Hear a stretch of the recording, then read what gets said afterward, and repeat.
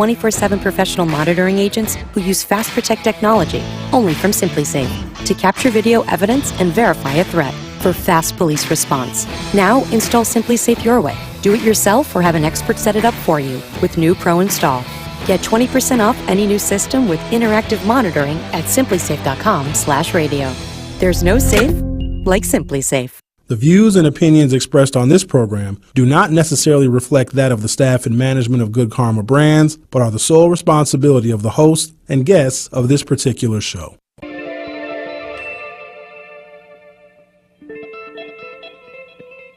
America may have many, many days, but they will be full of trouble. There will be no rest. There will be no tranquility in this country until the nation comes to terms with our problems. Bringing you social and political commentary from his mouth to your ears, breaking down the issues which matter to you. You are not put here to be a white man's footstool. You are put here to represent the very best in God's word. Legendary civil rights icon, the Reverend Jesse Jackson in the studio. Reverend Jackson, how are you? Mr. Reverend, good morning on this chilly Milwaukee morning.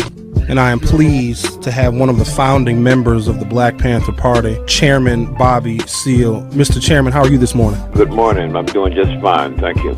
From Mr. Eric Holder. Mr. Holder, so good to see you. How are you? Oh, I'm fine, man. How you been? It's been a long time. Haven't seen you for a while. The Dr. Cornel West. Dr. West, how are you, sir? My dear brother, you're so kind, you're so generous, though, man. But I salute you and the work that you were doing there. Doing a magnificent job there in Wisconsin. Stream live on 1017thetruth.com. Call in with your questions or comments. 833-212-1017. Join us on social media at 1017 The Truth. It may not be what you expect to hear, but I will definitely give you what you need to know. Are you ready for the truth? I want the truth. You can't handle the truth. Now, live from the American Family Insurance Studio at the Avenue in the heart of downtown Milwaukee, here is Sherwin Hughes. Good morning. Welcome to the program. Today is Wednesday, June 7th, 2023. Got some things today.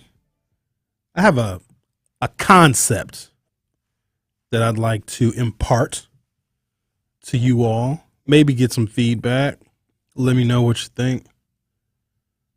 So we talk about issues here, social issues, political issues, how they impact us. Of course, we talk about race. This is a great place to talk about race because this is a very segregated city.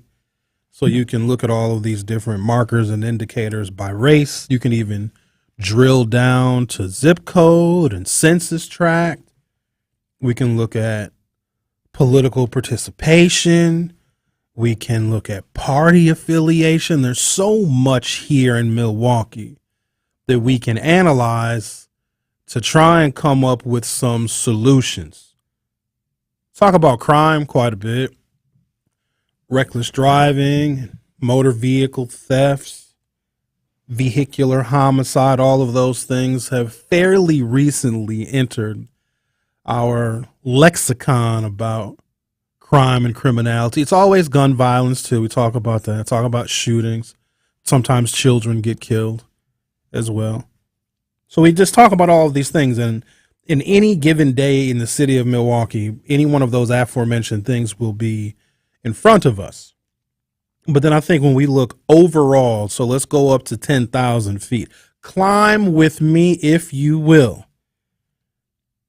Black people, don't we want equality, just basic fairness, just to be left alone, to be treated fairly like everybody else? And when I say treated fairly, because I think we need to be clear about this too, don't we want the same benefits, including the benefit of the doubt, as white people?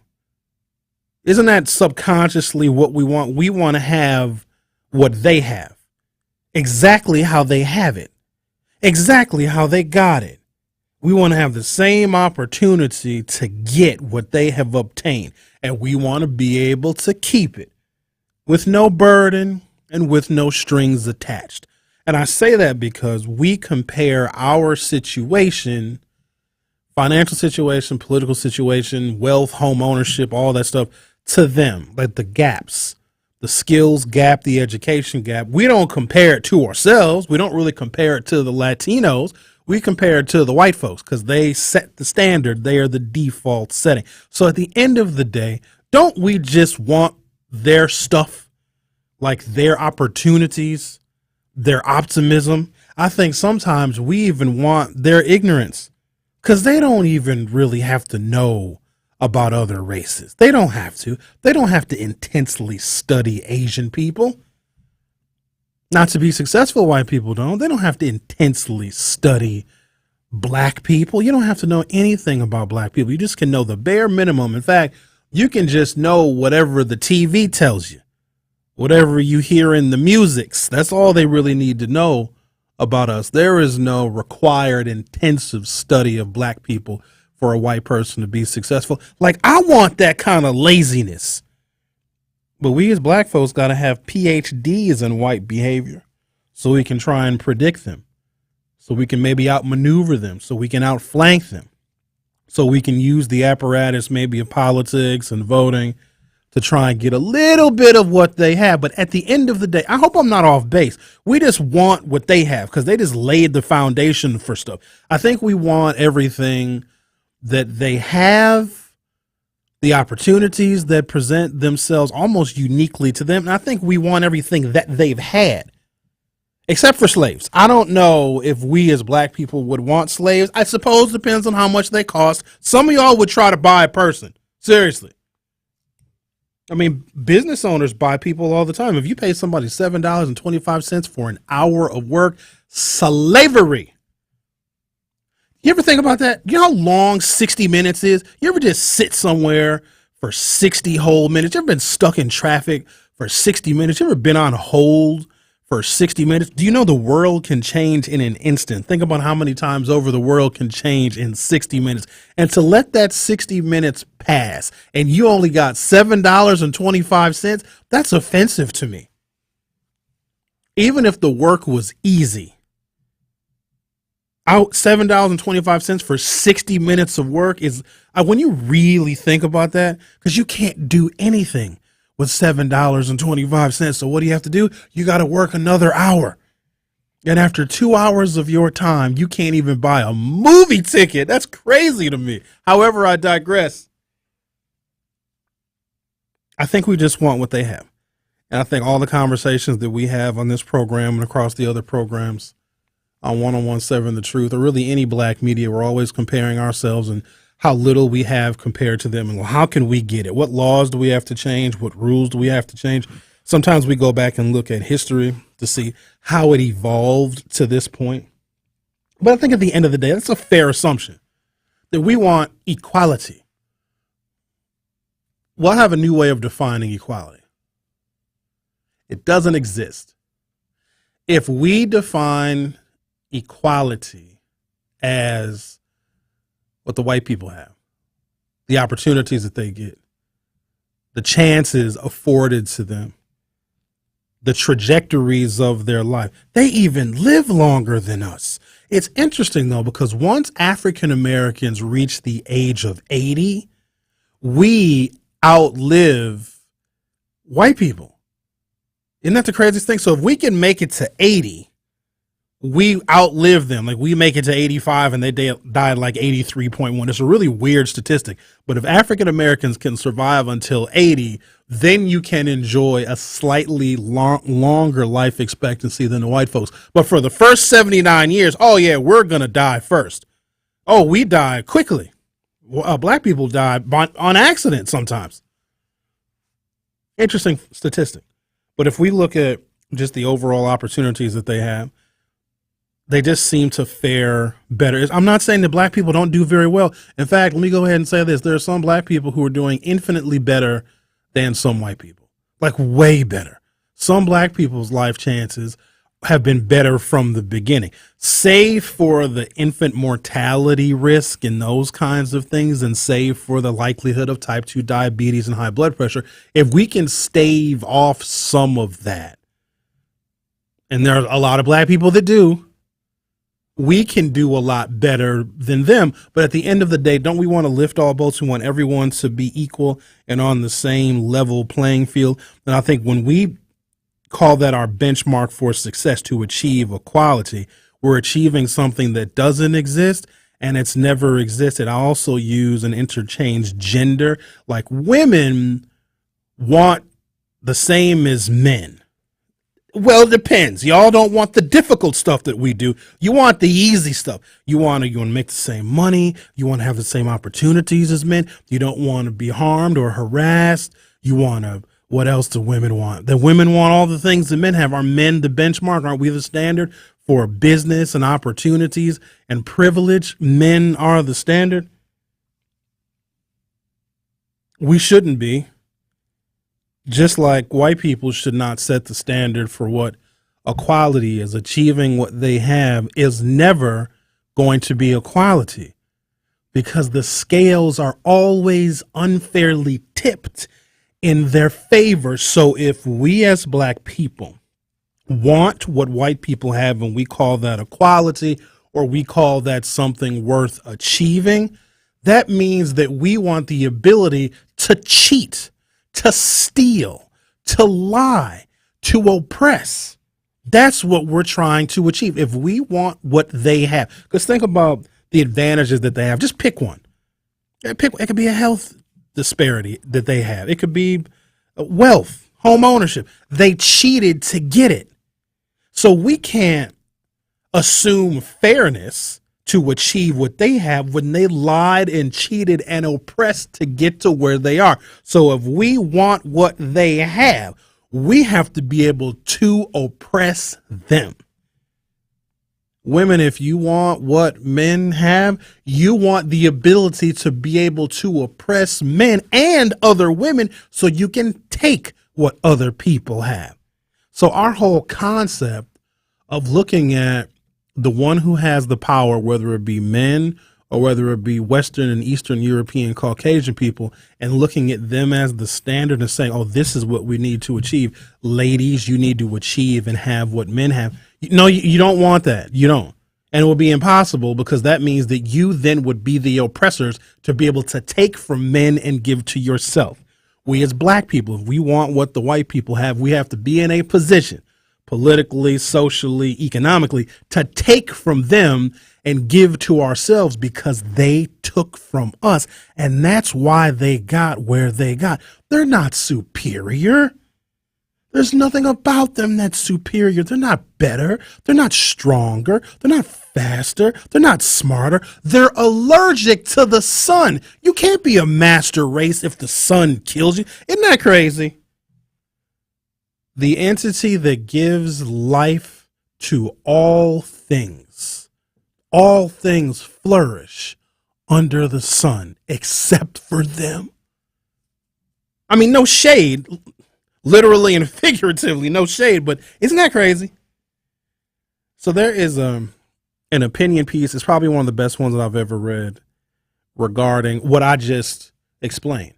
What we call equality is not equality. If we want to achieve equity with them, like we have to steal and lie and co-opt and harm and demean and disrespect.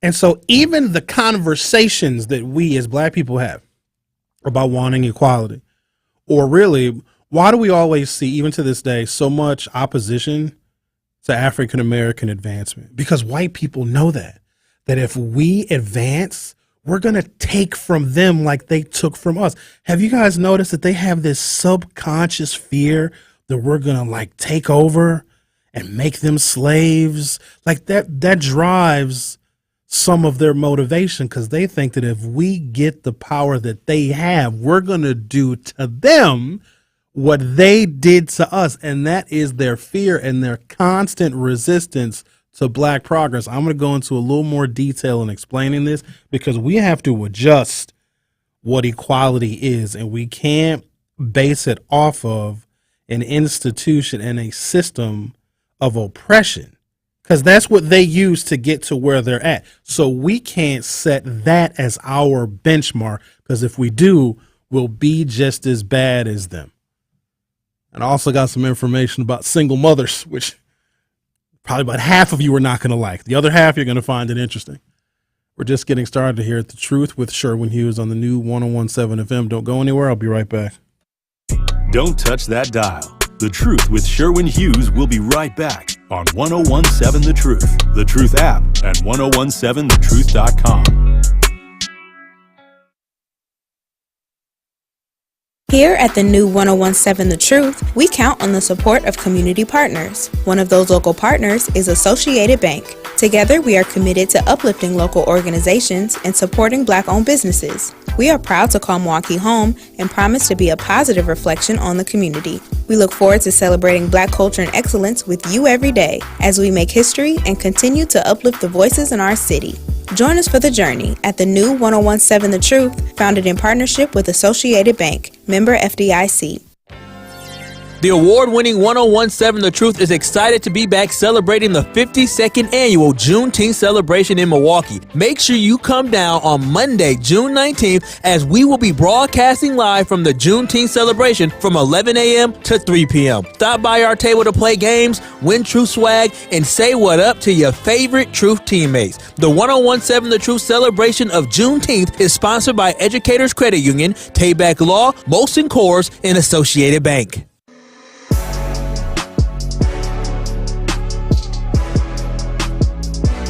It's time for Truth Takes, a thought-provoking commentary on the new 101.7 The Truth. Here is Tory Lowe with his truth. Black Talk Radio has emerged as a powerful tool for changing the narrative and stereotypes of the Black community. Traditional media outlets have often neglected to represent the full spectrum of the Black experience, leading to pervasive stereotypes and misconceptions.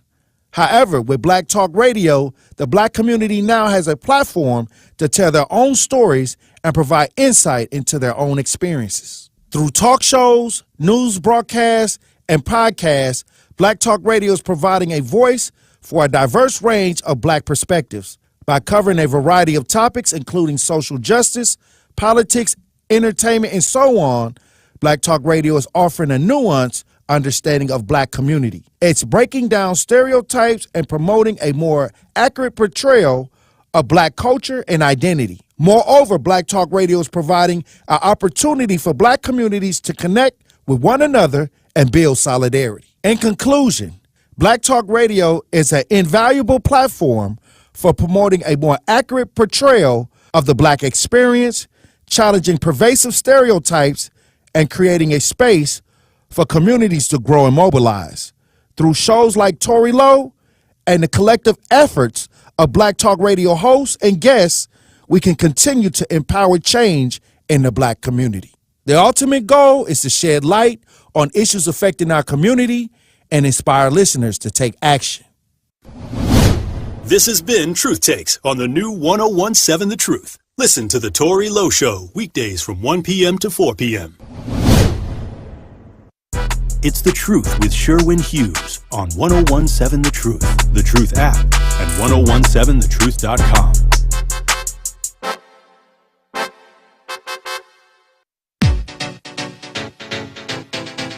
Now, of course, I have to cite history with the aid of this piece by Randall Kennedy, who teaches at Harvard Law School. He pens a wonderful piece that puts all this stuff into perspective. As I'm jogging my memory and searching my mind, like, what's equal? Show me something that's equal. Show me a couple, a race, a culture, two religions that are equal. Everything has some kind of advantage. Even relationships aren't equal. If somebody ever told you that relationships have to be 50-50, if you're lucky over the course of a lifetime, a 70-year relationship, maybe after 70 years of being together, y'all met at 20, you die at 90. Maybe if we add up all the things that happen, all the days, all the nuances, maybe it's 49-51, where the woman had 51% and the man had 49% or vice versa. Rarely are things 50-50 because there are some days where you don't even have 50% to give to the relationship. You're tired, you're stressed out, you got a lot of stuff going on, you might be depressed, things aren't going your way, you might be dealing with a whole bunch of internal stuff. You may not have 50% of who you are to give to that relationship. Now, you hope that your partner, that your spouse can pick up the slack, but ain't nothing always 50-50. I'm trying to think of a relationship that exists that we all would be aware of that's actually perfectly equal. There aren't any. Everything and everyone has some kind of advantage, however small. So we cannot think for a moment that races will be equal. Even black people in our situation, I just think we're better dancers. We are better dancers. I just think we happen to be better athletes. We are going to have that advantage. Now, it depends on the sport. White people can be good at NASCAR. It's a sport. You steer and push the gas pedal, and occasionally you hit the brakes. NASCAR is a series of left turns around a circle. And they beat us at that. They're very good. Bubba Wallace, he's a black NASCAR man. A friend of mine bought me a Bubba Wallace hat. Sometimes I wear my Bubba Wallace hat.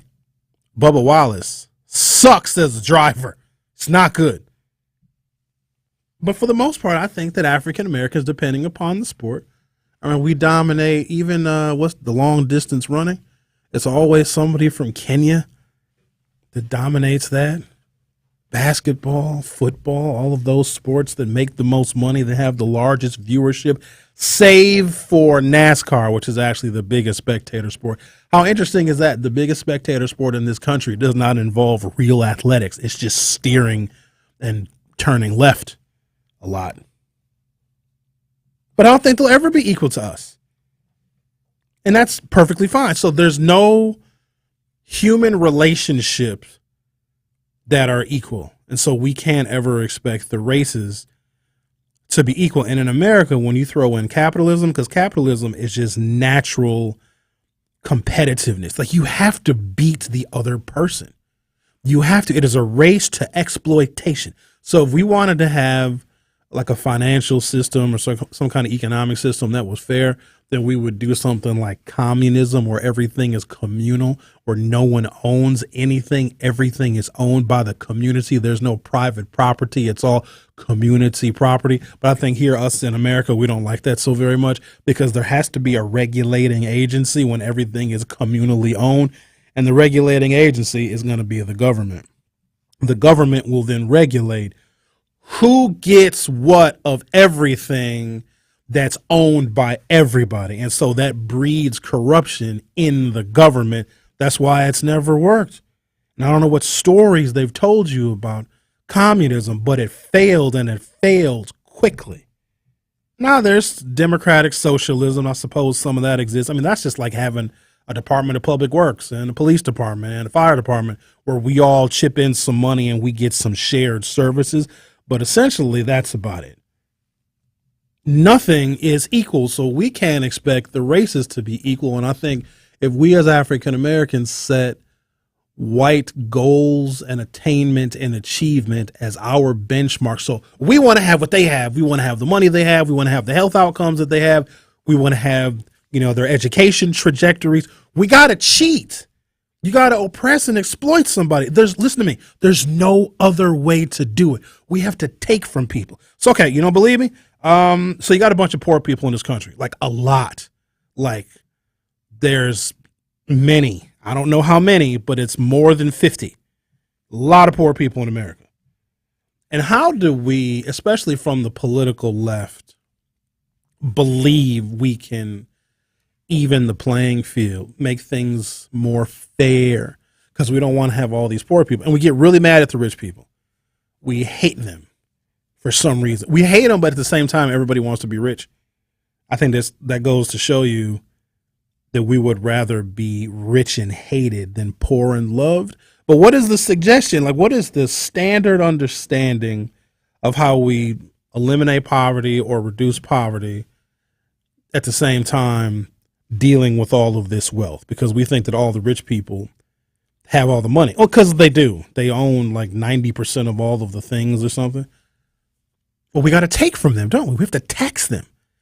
And what do the Democrats say? We want the wealthy people and the corporations to pay their fair share. They never tell you what the fair share is. They don't give you a number. They don't give you a dollar amount. They don't give you a percentage, and they don't tell you for how long. They just say pay their fair share, because to make things more equal amongst the rich and the poor, we have to take from the rich people. And then the rich people say, no, you're not going to take anything. And then here we are. But to get what we believe is fairness, equity, equality, all of those things, we got to take from somebody. That is why there has always been so much resistance to even an inch of black progress, because then we begin to take. Let me start with this article here. The article's so good. It's so good. When abolitionists petitioned Congress to emancipate the slaves, Senator John C. Calhoun objected, warning that the next step would be to raise the Negroes to a social and political equality with whites, and that being effected, we would soon find the present condition of the two races reversed. Black Americans would be masters and white people would be slaves. And this goes back to the middle of the 1800s. So they were always going to be resistant to our progress, because our progress, if you get some progress, it doesn't stop. It keeps going until you are the master and have the ability to oppress. Because here's the thing, if we want to make progress as black people in all the different categories and all the different comparisons, where does it stop? You think we would just be happy if we just had the same income and the same education and the same life expectancy as white people? Nope. We would keep going. We would want more. In this country, and quite honestly, in this world, nothing is ever enough. So it's not like there's a benchmark of equality that we could get. Like, yay, black people, you've made it. Okay, let's stop. We wouldn't stop, because whatever we did to catch up, we would keep doing it until we had the ability to oppress. There's something they talk about, it's really on the micro level, but it can apply to the macro level as well. Power corrupts. Absolute power corrupts absolutely. So if we found a formula as black people, and this is impossible because black people are all different. We have different understandings of things, different ambitions, different levels of motivation, et cetera, et cetera. But if we found a way to achieve what they have so we can eliminate the disparities, we wouldn't stop. I know I wouldn't. Why would you? It's okay. If I made my first $1 million, because that's a decent piece of change. $1 million, that's nice change. You think that if I made my first $1 million, I'd be, okay, I'm done. I'm finished working. That's it for me. I'm just going to have this $1 million. You're a fool. Now my new goal is to get the second $1 million. And the second $1 million, they say, comes faster than the first. Well, hell, now I'm sitting on $2 million, which technically is enough. I think we get so inundated with all these big numbers when we talk about budgets and spending and all this other stuff. We hear the word billion a lot. We hear Jay-Z and Beyonce are billionaires. Rihanna's a billionaire. The Kardashians are a billionaire. The Kardashians are a billionaire because Kim Kardashian had a sex tape that was boring. Can you believe that? But once you get your first $1 million, your new goal is to get your second $1 million. We don't stop. So even if we got quote unquote equality and fairness, do you really think that we would just say, all right, we're done. No more legislation, no more policy. Let's just quit doing things that got us to where we are? We would never stop. And that is precisely what the white race has been afraid of. If we find the pathway to get what they have, we're not going to stop until we take everything they've ever built. Now, I got more on the subject. I'll talk more about that on the other side. The Truth with Sherwin Hughes will be right back. The Truth with Sherwin Hughes returns after this on 1017 The Truth, The Truth app, and 1017thetruth.com. This is your Planned Parenthood Advocates of Wisconsin Minute. Justice is about receiving what we deserve.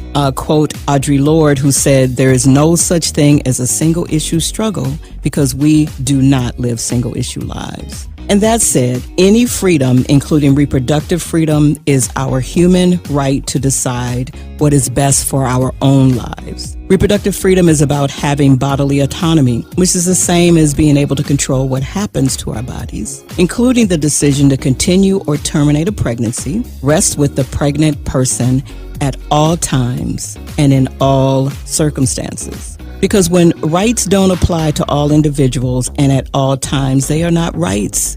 They are not rights. And as Black people, our rights are conditional way too often, whether we're talking about during police encounters, quality housing, or, some job opportunity. This has been your Planned Parenthood Advocates of Wisconsin Minute on the new 1017 The Truth.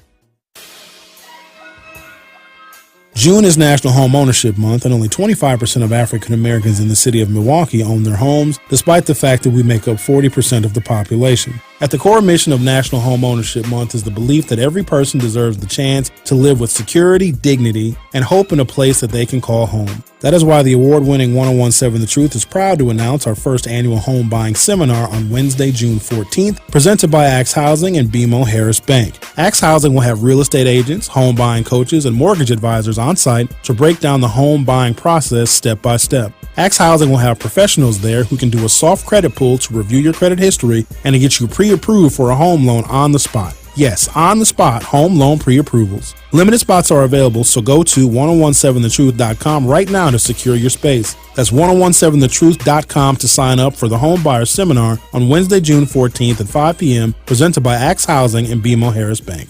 Are you looking for an opportunity to better the Milwaukee community? Do you want to develop your skills for a career or job?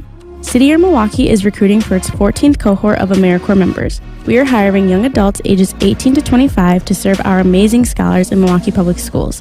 This opportunity allows you to serve your community and gain professional development, which will allow you to enter the workforce, your next educational journey, or even stay with us for a second year of service. Visit cityyear.org to connect with our local recruiters and learn how to apply.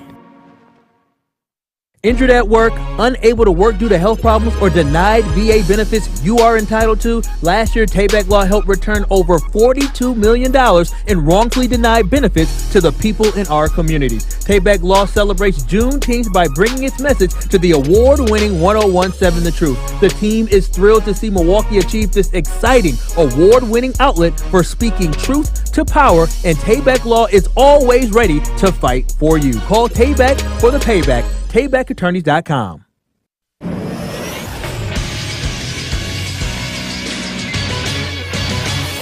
This Associated Bank Sports Update on 1017 The Truth is powered by ESPN Milwaukee. I'm Brandon Snide. Joey Wiemer hit a game-winning single in the bottom of the 10th inning as the Milwaukee Brewers go on to defeat the Baltimore Orioles by a final score of 4-3 on Tuesday night. The Brewers will look for win number 2 against the Orioles tonight. First pitch is set for 6:40. Corbin Burns is expected to get the start. Coverage will begin over on WTMJ at 6:05. To the NBA, where the Milwaukee Bucks officially introduced Adrian Griffin as the team's 17th head coach in franchise history. Extremely excited for the next chapter of my life. Being the head coach of the Milwaukee Bucks. It's very sentimental for me. Again, this is where I started. Griffin has been an assistant around the league since joining Scott Styles' staff in Milwaukee in 2008 and most recently in Toronto. This sports update is brought to you by Associated Bank, proudly supporting your hometown teams. Member FDIC.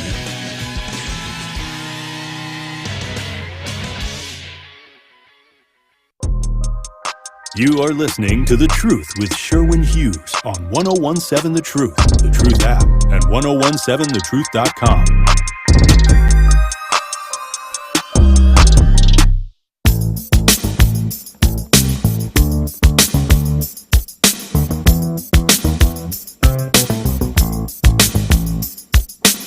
Jay says NASCAR is like driving home surrounded by the Kia boys. That's exactly what it's like. NASCAR is a collection of Kia men, right? Rhea, have you had a Kia stolen lately? No, because you don't drive Kias anymore. Well, that's not a nice one-finger salute. Why do you get mad at me when I bring that up? You know that you're in the company of thousands of people when I talk about Rhea's Kia getting stolen twice?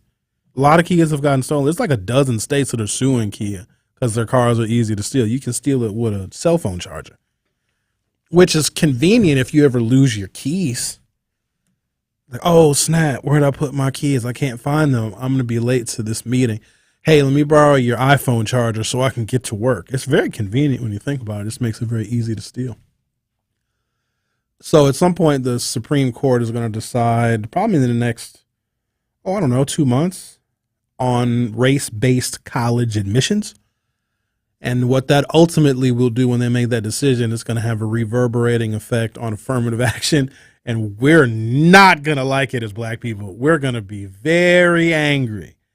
There are going to be certain factors that are no longer, I shouldn't say required, but a list of things that colleges can look at to determine admissions. Race is not going to be one of them.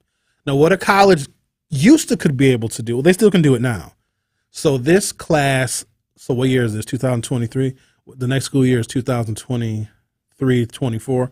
So this incoming freshman class of major colleges and universities may be the last class in which affirmative action assisted their admission.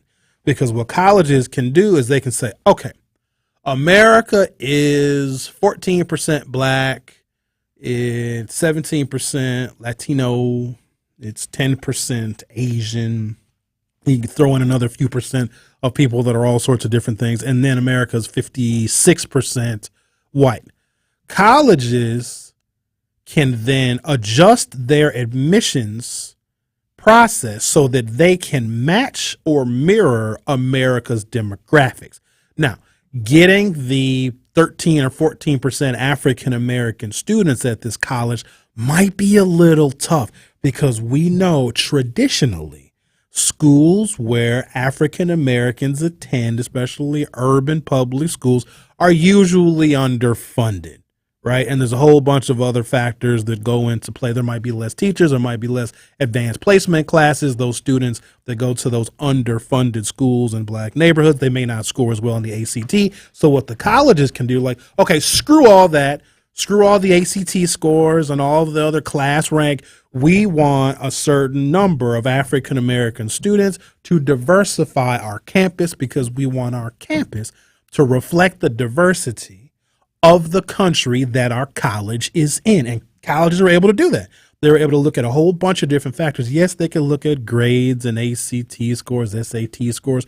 Some colleges even look at like a volunteer history, like what the young person has done in their community. And they can look at a whole bunch of factors to try and achieve their ideal student body demographic. Okay. Race can be considered too. If a college wants to achieve that dynamic, like perfect mirroring of America's dynamics, and they need 4 more black people to achieve the standards set by their board of regents. They need 4 more African Americans, and they meet the standard that they have set. They can just pick 4 black people. They can have, if they want to pay attention to those 4 black people's grades, they can, or they can say, yeah, we just need 4 more African Americans to get our ideal mirroring of America's demographics. Well, when the Supreme Court makes their decision, colleges may not legally be able to do that. And here's what's actually going to happen. Colleges will still look at race, but then if a white person does not get a seat at that school, if they don't get an admissions letter, a welcome letter, they'll be able to sue the school. It's like Amy Fisher did in Texas. Amy Fisher wanted to go to the University of Texas at Austin. Amy Fisher is a white woman with red hair. That was where she wanted to go to school. Oh, she had been accepted to all sorts of wonderful schools throughout the country. Didn't matter. She wanted to go to the University of Texas at Austin. That's where she wanted to go. Now, she ultimately ended up going to LSU and graduated from LSU, but that ain't the damn point. She wanted to go to the University of Texas at Austin. Well, she didn't get in because in that particular year in which Amy Fisher wanted to go to the University of Texas at Austin, there were more African Americans that were admitted, so she sued. And it went all the way up through the courts, and that essentially is what we are still litigating right now. Was it fair to take her seat at the University of Texas at Austin to give it to a minority student, a student of color, a black student? Let me just put this in a different perspective here. In order for a college, this is just one example. It could be a workplace. It could be anything. In order for a college to achieve whatever diversity goals they want to achieve, they may have to take a white person's seat. Sorry, and then we can justify by saying, well, white people, you have a whole bunch of other choices. That ain't the point. In order to achieve equity and equality, you have to take from someone. Have you guys ever heard the term reverse discrimination? Whenever we get something as black people that we believe we're afforded, it's reverse discrimination. The white people go, no, you can't do that. That's reverse discrimination. It's true. I know I'm not supposed to agree with it. I mean, I still think we deserve it, but I can see how it would be considered reverse discrimination. And that is why there's always going to be resistance to every bit of progress that we make, because you got to ask, who did we take from? Who didn't get the job? Who didn't get the promotion? Who didn't get admitted into the college and university for us to now have that position, right? Who didn't get it? Who do we take from? And we just say, well, we can always take from white people because they've had so many advantages for so long. Well, that's because they cheated, though. That's the thing. And if we want to be on par with them, then we also have to cheat. When you make your first million, you're not going to stop. When we get fairness and equality, whatever the hell that looks like, I don't even know what it looks like. We're not going to stop. We're going to keep going. President Andrew Johnson vetoed the nation's first inaugural civil rights legislation because, in his view, it discriminated against white people and privileged black people. So this is like 1866. They had this idea of reverse discrimination. The Civil Rights Act of 1866, which Congress enacted over the veto, bestowed citizenship upon all persons except for American Indians born in the United States, and endowed all persons with the same rights as white people in terms of issuing contracts, owning property, suing or being sued, or serving as witnesses. The law was proposed because the Supreme Court had ruled in the Dred Scott decision that African Americans, free or enslaved, were ineligible as a matter of race for federal citizenship, and because many states had barred African Americans from enjoying even the most rudimentary of civil rights. Johnson vetoed the act in part because the citizenship provision would immediately make citizens of native-born black people, while European-born immigrants had to wait several years to qualify for citizenship via naturalization. Now, when I look at that on its face, but of course we as black people should have been citizens. Of course we should have been afforded all of the rights and luxuries that citizens of this nation should get. But if you're a European and you gotta wait, and you're in the same country, probably working right alongside someone who the previous year was a slave and is now free, you'd be like, wait a minute, this is not fair. They are making the black people the citizen, and I'm not the citizen. My name is Giuseppe. Now, I'm not saying that we should have changed any part of that. And ultimately, President Andrew Johnson vetoed the bill. Congress overrode it, and that was the beginning, our entree as black people into citizenship. But we had to not give it to somebody else, right? Somebody's going to have to go to the front of the line. According to Johnson, this amounted to a, quote, discrimination against large numbers of, now this is racist. He said it was discrimination against large numbers of intelligent, worthy, and patriotic foreigners in favor of the Negro, to whom, after long years of bondage, the avenues to freedom and intelligence have just now been suddenly opened. That's very racist. Johnson similarly opposed a provision in the act affording federal protection to civil rights, charging that it made possible discriminating protection to colored people. So to give us additional protection, whether it be additional political protection, policy protection, or law enforcement protection, it's like, wait a minute, but white people and other people are not getting these same protections, same law enforcement protections, et cetera, et cetera. See, like there's no There's no such thing as equality. Somebody has to be on the losing end in order for somebody else to gain. Now, I know we don't want to talk about it like that because then that makes our point moot. But that's exactly what it is. So I'm going to take a break, come back, I'm going to talk to Sandy, and I got more information to impart on you. Actually, we got a couple of text messages at 833-212-1017, 833-212-1017. I'll read those in a second. The Truth with Sherwin Hughes. I'll be right back. Don't touch that dial. The Truth with Sherwin Hughes will be right back on 1017 The Truth, The Truth app, and 1017thetruth.com. This is 1017 The Truth's Sherwin Hughes, and I am Milwaukee. This show has meant so much to me because it's an opportunity for me to express my thoughts and my feelings to my community, and for my community to express those same thoughts and feelings right back to me. Milwaukee means a lot to me. I was born here, raised here, educated here, and I am committed to making this a better city. Join the home of Milwaukee's realest conversations where you can speak your truth. We are the new 1017 The Truth. Milwaukee, Black Talk. Attention, Wisconsin veterans. Hello, I'm Tony Evers, the Governor of Wisconsin. If you are a veteran struggling to pay for rent, utilities, or other life-sustaining services, I want you to know that the Veterans Rental Assistance Program is here to help. You have already made a most noble sacrifice. You shouldn't have to continue doing so. We are here to support you. The Veterans Rental Assistance Program was created by and for people living in Wisconsin, with benefit approvals being issued to veterans in just days, not months. It's never easy to ask for assistance, but rest assured, we're here to help. You've always been there for us. We want you to know that we're here for you. Call 833-WIS-VRAP. That's 833-947-8727. or visit vrapwi.com. On behalf of the state of Wisconsin, thank you. Life's better with a home policy from American Family Insurance because you'll feel protected no matter how the wind blows. All so you can keep enjoying the home of your dreams. And our expert agents can help you save up to 23% when you bundle home with auto.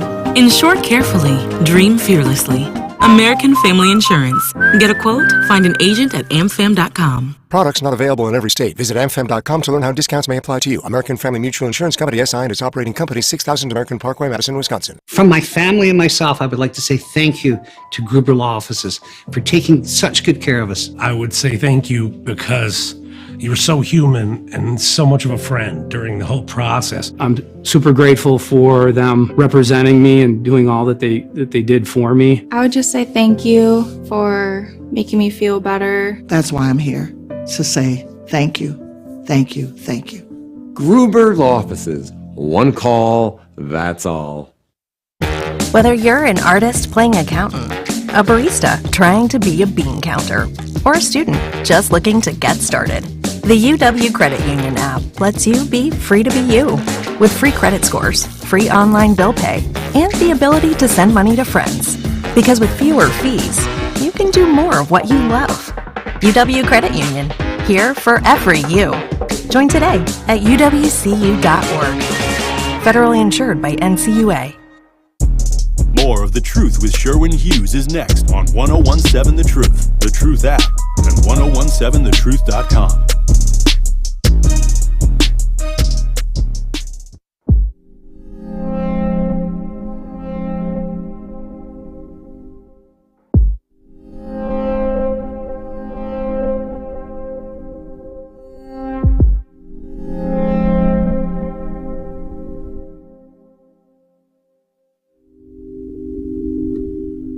And I go off topic quite a bit, don't I? Let's talk to Sandy, shall we? Sandy, you're on the new 1017 The Truth. How are you? I'm good, thanks. How are you doing? I'm doing well. Good. I was I retired from the position, but I used to be in charge of a university's admissions within a certain college. And I just want to push back a little bit on a point because I think it's important.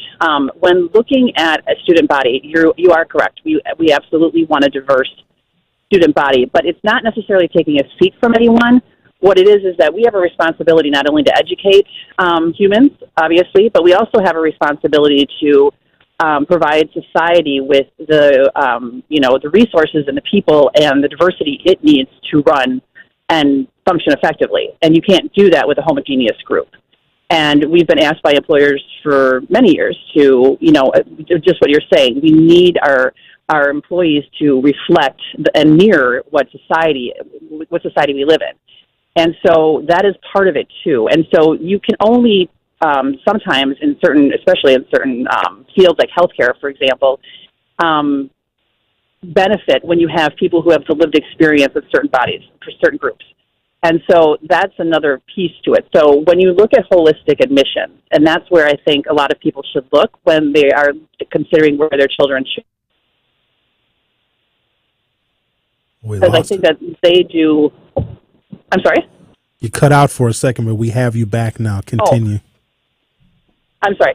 So when you're looking at admissions as a parent, and your child is looking at certain facilities, certain organizations, or educational places to go, it's important that when they do have holistic admissions, because that is the group that's saying we want to have a student body that not only reflects the society that we live in, but we are going to have and put resources in place to make sure people succeed. Because depending on whichever background you come from, there's always challenges, right? College is hard. And so not only should we not only admit students, but then what is the path to success for them once they get there? Because as you said, sometimes depending on the school you go to, they don't necessarily have all of the resources that students may need to be successful. And so colleges also have, a lot of them I think, have done a fairly decent job of trying to bridge that and helping students be successful through groups, through tutors, through other things that they might need. And so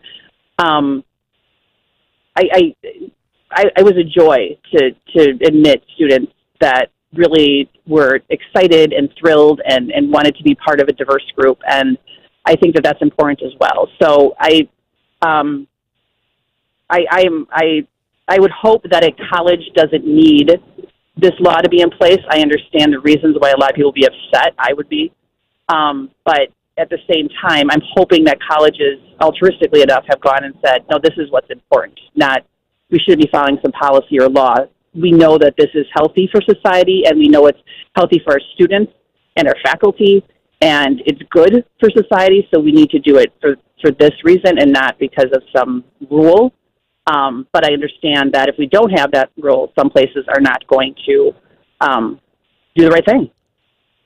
If we can justify admitting one student versus another because let's say you have a young white woman who is overqualified for this particular university in which she's applying, and she wants to be a nurse. She's got a perfect ACT score, top 10th of 1% in her class, rank. She had all of the volunteerism that you ever could imagine.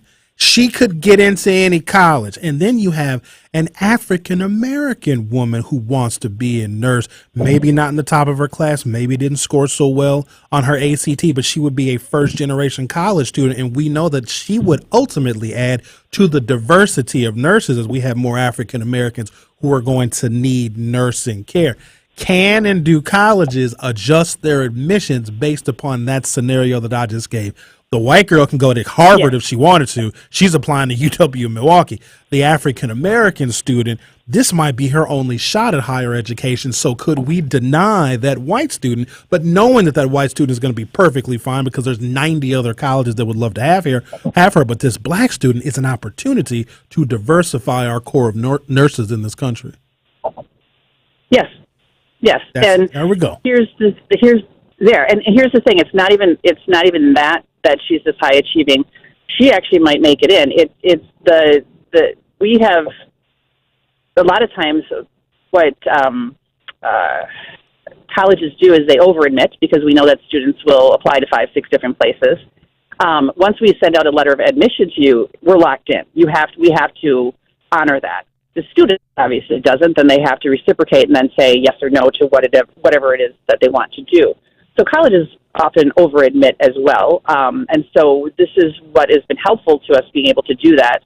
But again, when people look at that, they say, well, that's reverse discrimination. No, I'm looking at it and going, this young first-generation African-American student can help in understanding the lived experience of somebody who she represents, right? Every student who comes there has a lived experience of people that I want as a healthcare provider to represent. I want to understand the richest person's experience. I want to understand on how this person's experience. I want to understand all that, and I can't do that from reading a book. I need to do that from also having a student body that's almost organic in and of itself, and that's why I guess what I'm trying to say is it is so hard but rewarding to put a student group together, in a student group of new admits. But that is absolutely, especially, again, I hate looking at percentages per se, but that's one of the, if you look at some of the colleges, they will outright say, we want 25% of our student body to be this background. We want 10% of our student body to be this background. And those are so ideal, but often harder to achieve in reality. But unfortunately, Sandy, I got to take a break and we got to leave it there. But I appreciate your conversation. You have yourself a good day. The Truth with Sherwin Hughes will be right back for hour 2. June is National Home Ownership Month, where we promote the benefits of home ownership and recommit to creating opportunities for future homeowners. Tune into 1017 The Truth all month long, where you will get information and resources and hear interviews promoting home ownership in our community. At the core mission of National Home Ownership Month is the belief that every person deserves the chance to live with security, dignity, and hope in a place that they can call home. National Home Ownership Month on 1017 The Truth is presented by Axe Housing and BMO Harris Bank. Pollution from trucks is a public health crisis. Diesel-burning trucks belch dangerous levels of pollution, and communities living near ports and along freight corridors breathe especially high levels of this dirty air. But this crisis has a solution. My name is Sasan Sadat and I work for Earth Justice. I'm working to clean up our air quality, particularly for communities that bear the burden of diesel pollution. For the sake of our lungs, our health, and our climate, the future of trucking in this country has got to be zero emissions. Until then, I will never rest. Earth Justice is a national legal nonprofit defending the environment and people's health. Earth Justice is fighting to save lives, protect our climate, and strengthen our economy through the shift to zero emissions. If clean air matters to you, visit us at earthjustice.org. Earth Justice, because the earth needs a good lawyer.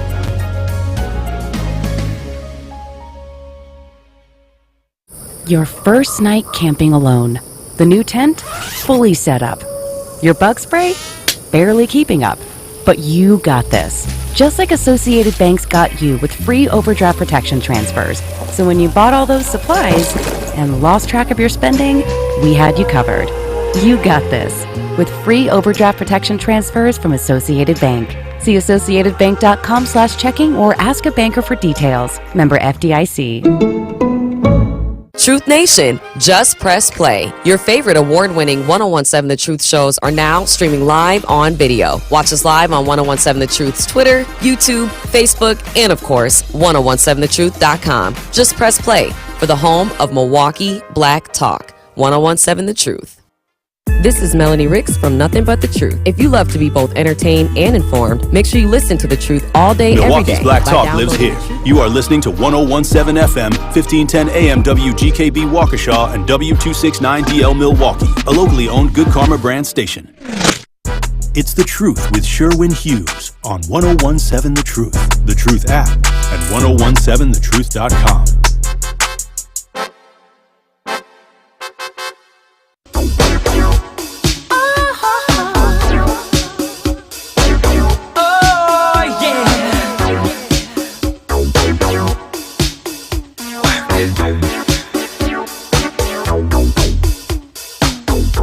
Welcome to hour 2 of The Truth with Sherwin Hughes. Our phone number here. I know what I'm saying is making sense, whether you all want to admit it or not. 833-212-1017, 833-212-1017. JB2 says, you're right about the equality piece, but maybe the conversation needs to focus on equity. I'm glad you said that, JB2. Okay, let's say there's a business that for 100 years never hired any African Americans. I'm going to say they never hired any minorities at all. They didn't want to. They didn't have to. There was no laws compelling them to do so. For 100 years of the operation of this business, maybe it was a factory, they did not hire any Asian people, any Mexican people, any black people. They just didn't do it. But the people they did hire, white people, Western, Eastern, Northern European, maybe Russian, all made $50. All the white people made $50. Then times changed. They realized they need a deeper pool of labor at this business, at this company. And they said, because we need a deeper pool of labor, we can't just only hire white people. We need to hire some black people, some Asian people, some Latino people, because we need more labor. But then they paid those new arrivals, those black people, those Latino people, those Asian people, $25. The white people still got $50.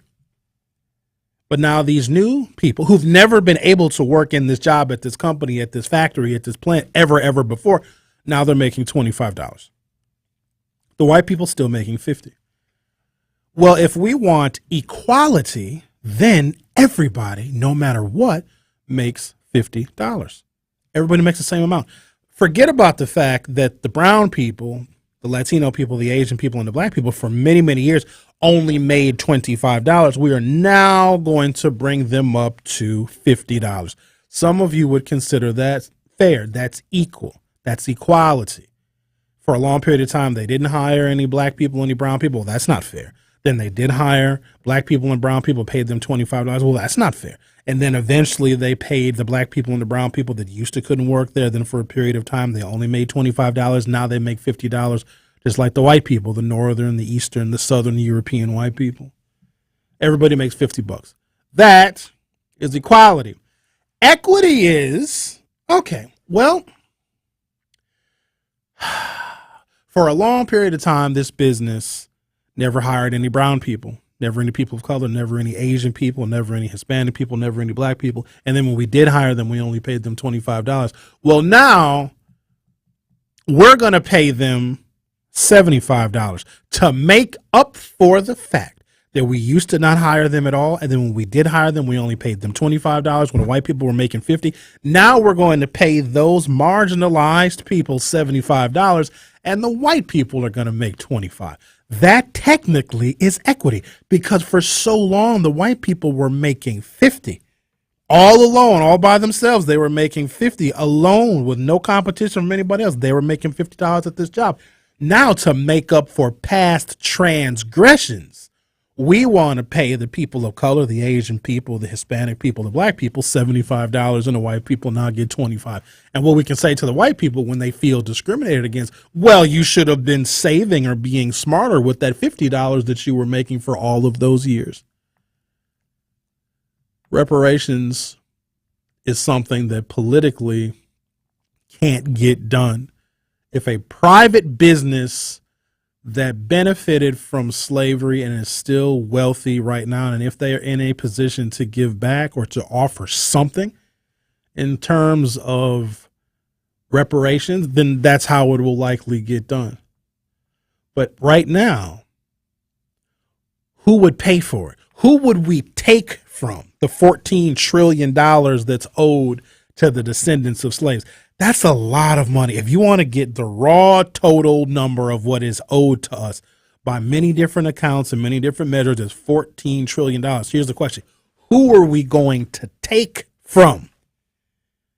Now, the conversation about slavery is very nuanced. It's very complicated.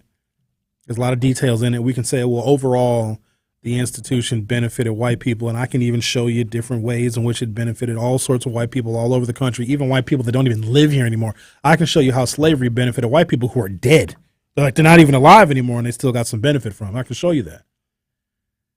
But what about the white people in their entire family lineage never owned any slaves? Are they responsible for the benefits that they inherently received by coming to this country? Let's say they came from Norway. The Norwegians didn't own any slaves. Who were the Vikings? What country did they come from? Finland and the Sweden and the Norways? Somewhere over. They didn't own black people. The Netherlands? Well, that's all the Netherlands, isn't it? Yeah. No. The Netherlands is a country. Denmark and where's Amsterdam at? Denmark? No, Amsterdam is in the Netherlands is a country. But it's called Scandinavia. That's what I think the whole region is called, right? The Norway, the Finland, and the Sweden. Ria's over there Googling. But they didn't own slaves. In fact, they came to America a different way. They set out on the Atlantic Ocean and they just kept sailing. The Vikings, the Vikings are the white people that have horns on their helmets, and they were just sailing. And then they found the St. Lawrence Seaway, and they kept sailing. So they kept sailing, and then they just landed in Minnesota. Hence the name, the Minnesota Vikings. Okay, I believe it's Iceland, Denmark, Sweden, Norway, and Finland. Yeah, they didn't enslave us. So like if they came over here and just settled in Minnesota, the Swedish people, well, the biggest contribution, the Swedish people, they're very big contributors to just the world. Two things, Volvos, the car, a Volvo, that's a Swedish car. And let me tell you something about the Swedes. And shout out to the Swedish people. They make a hell of a meatball. You know what I mean? You ever had a Swedish meatball with some noodles? Shout out to the Swedish people for making very safe automobiles. Volvos are very safe vehicles and a really good meatball. But if they came to America and they got, I guess, all the benefits that were afforded to them because they are Caucasian here, like they never had people resisting their right to vote. They always could live anywhere they wanted to live because they're white in this country. Like, do they owe me money? If you have a conversation about slavery with white people who are of like German and Polish descent that settled in Wisconsin, I don't think the Italians owned slaves either. They're all racists, though. They all can be. They all have racism in their history, but racism is an extension of capitalism because you have to have a group that you hate. You have to have a group that you pay less in order for you to make more money. I mean, that's just kind of baked into the cake. But if the Italian, somebody who came over here from Sicily in 1911, when the white people were sailing over here on very large ships, and they didn't own any slaves. Now, of course, they got some inherent benefits to being white. Like, do they owe me money? And how do we get them to pay? Just like we have to trace, you can't just be black and get reparations. Like, there has to be a way to trace our ancestry back to someone who actually was in bondage. And there's a way to do that. There's a way to trace your family lineage. And don't do the ancestry DNA. Y'all need to stop doing that. Stop. They're keeping your DNA forever. You are giving your DNA to corporate America. Like, y'all need to not do that. I know you're fascinated and you're really interested. Don't do that. Don't, because it's not a good idea in the long run. However, I digress. So you got to be able to trace your slavery ancestry. And then I'll say, oh, well, yeah, my great-grandmother was born in bondage. Here's a bill of sale for her, or whatever documents I'd have to prove, because it's all still there. All those documents exist. But then couldn't some white people be like, yo, my people came over here in 1932 from Berlin, Germany. So we're not on the hook for reparations. Who would pay is the question. And if someone would pay, we have to take someone. We would bankrupt whole businesses, whole companies, and whole industries to pay us reparations if we looked at the companies that made profit off of slavery and let's say they invested that money and it grew and it compounded over time and over many, many centuries and they're very wealthy. Well, basically all of that money would be owed to us because the original investment came from the buying and the selling and the renting and the leasing of property or insuring slave ships. So we would bankrupt these companies. Now that makes a lot of sense, but that money would only go to people who could prove that their ancestry or they're descended from those who are actually enslaved. Just like white people could get off the hook by saying we didn't own any slaves at all. We don't owe you blackety blacks nothing. You ain't. So when we make this blanket statement that, oh, all white people owe us reparations. No, they don't. They don't owe us anything. Some of them owe us many things. Like there's a few white folks out there that owe me a house, a big one, and several horses because I want to be able to ride horses. But then there's some that don't owe us anything. All right, I got more on this. This article is so good, though. Hold on, where's my mouse cursor? The key defect of the Civil Rights Act, according to President Andrew Johnson, was that it established, quote, for the security of the colored race safeguards, which go infinitely beyond any that general government has ever provided for whites. In fact, the distinction of race and color is by the bill made to operate in favor of the colored against the white race. Johnson opposed as well the 14th Amendment, which decreed that slaves offer to all persons equal protection under the law, that states rather offer to all persons equal protection under the laws, a provision which he also saw as wrongful ventures into racial favoritism aimed at assisting the underserving Negro. So it's like you have to give us more than what white people get. Like we have to make up for what we didn't get. We are afforded more, and there's going to be an additional burden. There's going to be an additional cost, and that is what people are arguing against. Now, as I intellectualize this, I get it. I see now where the history of reverse discrimination comes from. In order to make black people whole, we have to give black people more than what white people currently have right now. And if we want to make things like totally equal, then you have to give black people the ability to oppress and even to some extent enslave. And we do when it comes to wages. We are enslaving people when it comes to wages. We are. If you're paying somebody minimum wage for a job that they should be making $30 an hour for, I mean, come on. I mean, it's not slavery like the bondage type. It's not chattel slavery, but it's still slavery. If somebody can't be with their friends, they can't be with their family, they can't participate in things in their community because they have to work 12 hours a day. They have to work days, nights, and weekends. How is that not slavery? When you keep people's wages really low, you are taking all of their time. You are taking their lives in order for them to make money. And ultimately, they're still going to be broke. They're still not going to get ahead. That is a modern form of slavery. But we couch it in different language by saying, well, they should go to school if they want to make more money. Well, they should work harder, or they should just go and find another job. Yeah, it's not exactly that easy. In 1875, Congress enacted legislation that prohibited racial discrimination in the provision of public accommodations. 8 years later, in a judgment invalidating that provision, the Supreme Court disapprovingly lectured the black plaintiffs, declaring that, quote, when a man has emerged from slavery and by the aid of beneficent legislation has shaken off the inseparable concomitants, did I say that word right? Concomitants of the state, there must be some stage in the progress of his elevation when he takes the rank of mere citizen and ceases to be the special favorite of the laws. In 1941, President Franklin D. Roosevelt promulgated Executive Order Number 8802, which prohibited racial discrimination in the employment of workers in the defense industries and established the Fair Employment Practices Commission to implement the order. Assailing the order, Representative Jamie Whitten, a Mississippi segregationist, complained it would not so much prevent unfairness as, quote, discriminate in favor of the Negro. This at a time when anti-black discrimination across the social landscape was blatant, rife, and to a large extent completely legal. Segregationist Southerners were not the only ones who railed against anti-discrimination laws on the grounds they may constitute illegitimate preferences for African Americans. In 1945, the New York City administrator Robert Moses inveighed against pioneering municipal anti-discrimination legislation in employment and college admissions, displaying more anger at the distant prospect of racial quotas than the immediate reality of racial exclusion.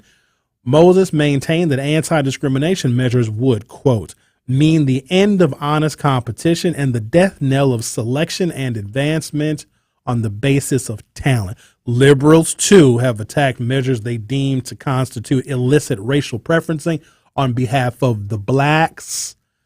When the Congress of Racial Equality, or CORE, proposed compensatory hiring in the 1960s, selection schemes that would give an edge to black people on account of past victimization and the lingering disabilities caused by historical mistreatment, many liberals resisted. Asked about CORE's demands, President John F. Kennedy remarked that he did not think that society can undo the past and that it was a mistake to begin to assign quotas on the basis of religion or race or color or nationality. Kennedy's comment that it would be a mistake to, quote, begin to assign quotas reflects a recurring misimpression that racial politics, quote, begins when those who have been marginalized make demands for equitable treatment. When Kennedy spoke, unwritten but effective quotas had long existed that enabled white men to monopolize huge swaths of the most influential and coveted positions in society. Yet it was only when facing protests against monopolization that he was moved to deplore status-based quotas. 833-212-1017, 833-212-1017. Dion the non-voter says, enjoying the show. You staying on task today so far. Thank you for your critique, Dion the non-voter. Always at work says, the who we get it from argument doesn't work anymore because of COVID.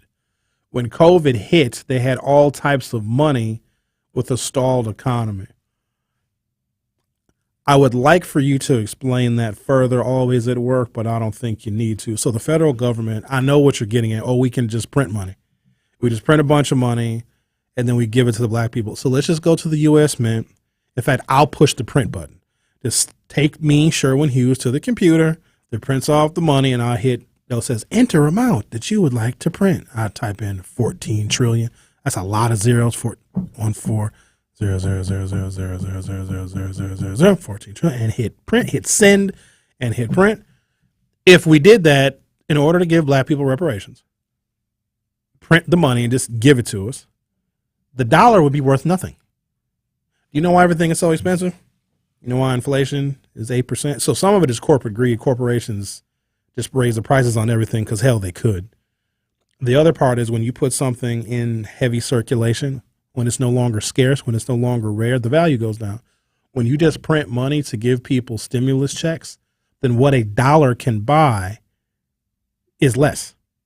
So if that is, because if that was the answer, we could have did that a long time ago, just print a whole bunch of money and give it to black people. So we print $14 trillion.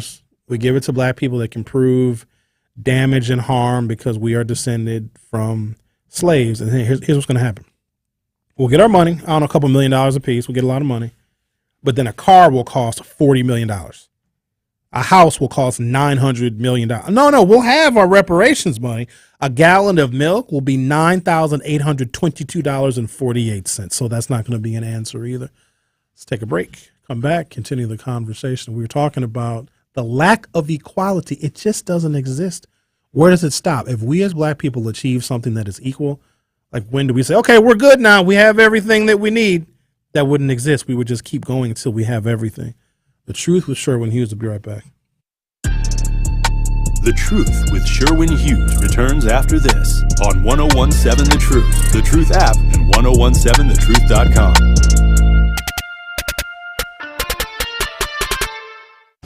It's 1017 The Truth's Dr. Ken Harris. I'm excited to announce the Truth Financial Empowerment Partnership with Northwestern Mutual. They're a national leader in financial services. Every month, I speak with a representative from Northwestern Mutual about investing, building generational wealth, and how to best reach financial freedom. Tune in to Truth in the Afternoon on Wednesday, June 14th, 4:15 p.m. I'll speak with Northwestern Mutual financial advisors J.B. Bell and Erica Wright about the 10 financial concepts you need to know to enhance your financial wellness.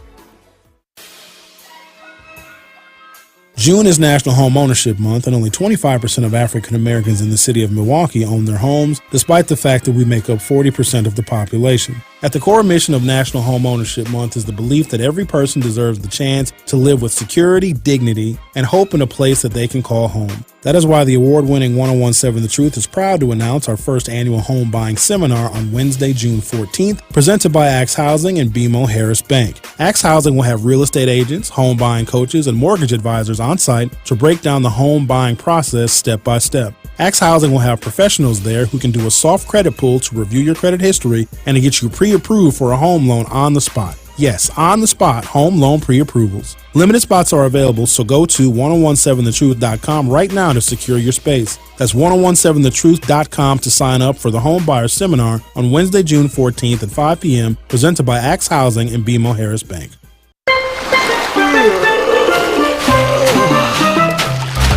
Your drink, sir? This virtual vacation is brought to you by Milwaukee Mitchell International Airport.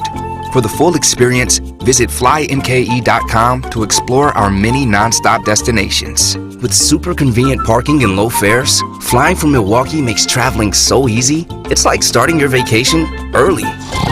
Fly easy, fly MKE.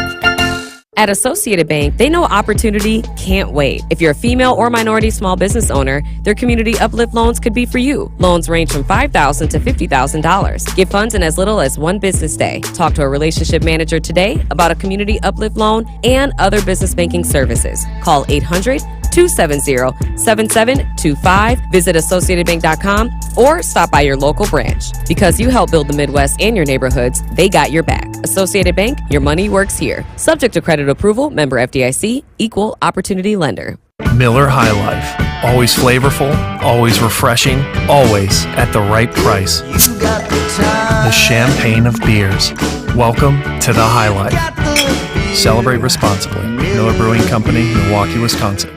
After a crash with a semi-truck, everything can change instantly. At Gruber Law Offices, we have the knowledge and experience to make sure you're protected. And we're here to help whenever you need us. Gruber Law Offices. One call, that's all. More of The Truth with Sherwin Hughes is next on 1017 The Truth, The Truth app, and 1017thetruth.com.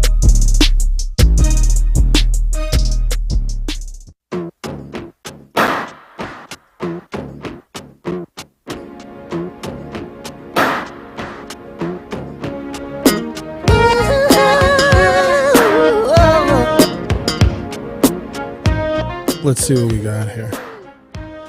Wayne says, Sherwin, if I were to purchase stolen property, but I didn't know it was stolen, I wouldn't go to jail, but I would have to give the property back.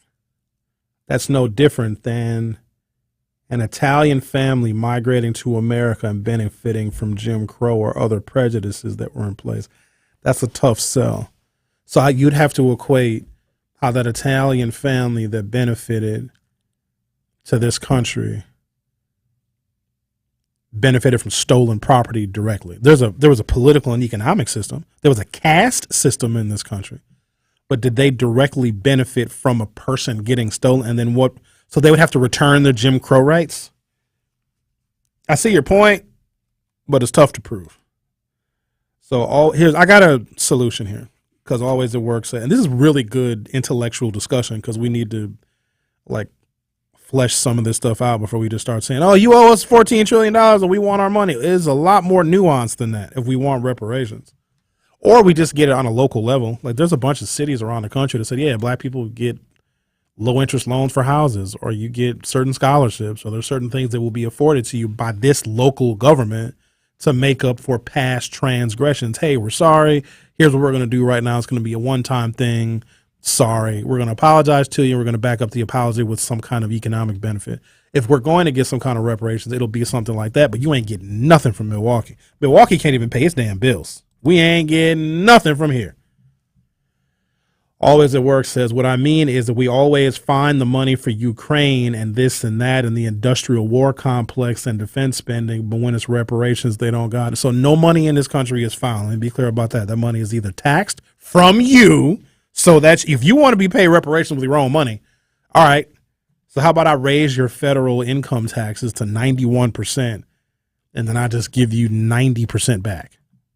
So do we want black people as taxpayers to be responsible for paying our own reparations? Because if you say that they find money for wars and find money for, defense spending and et cetera for Ukraine, that money either is tax money from us, from our wages, or it's borrowed. Now, that opens up a new avenue and a new possibility for us to get our money. We got to borrow it.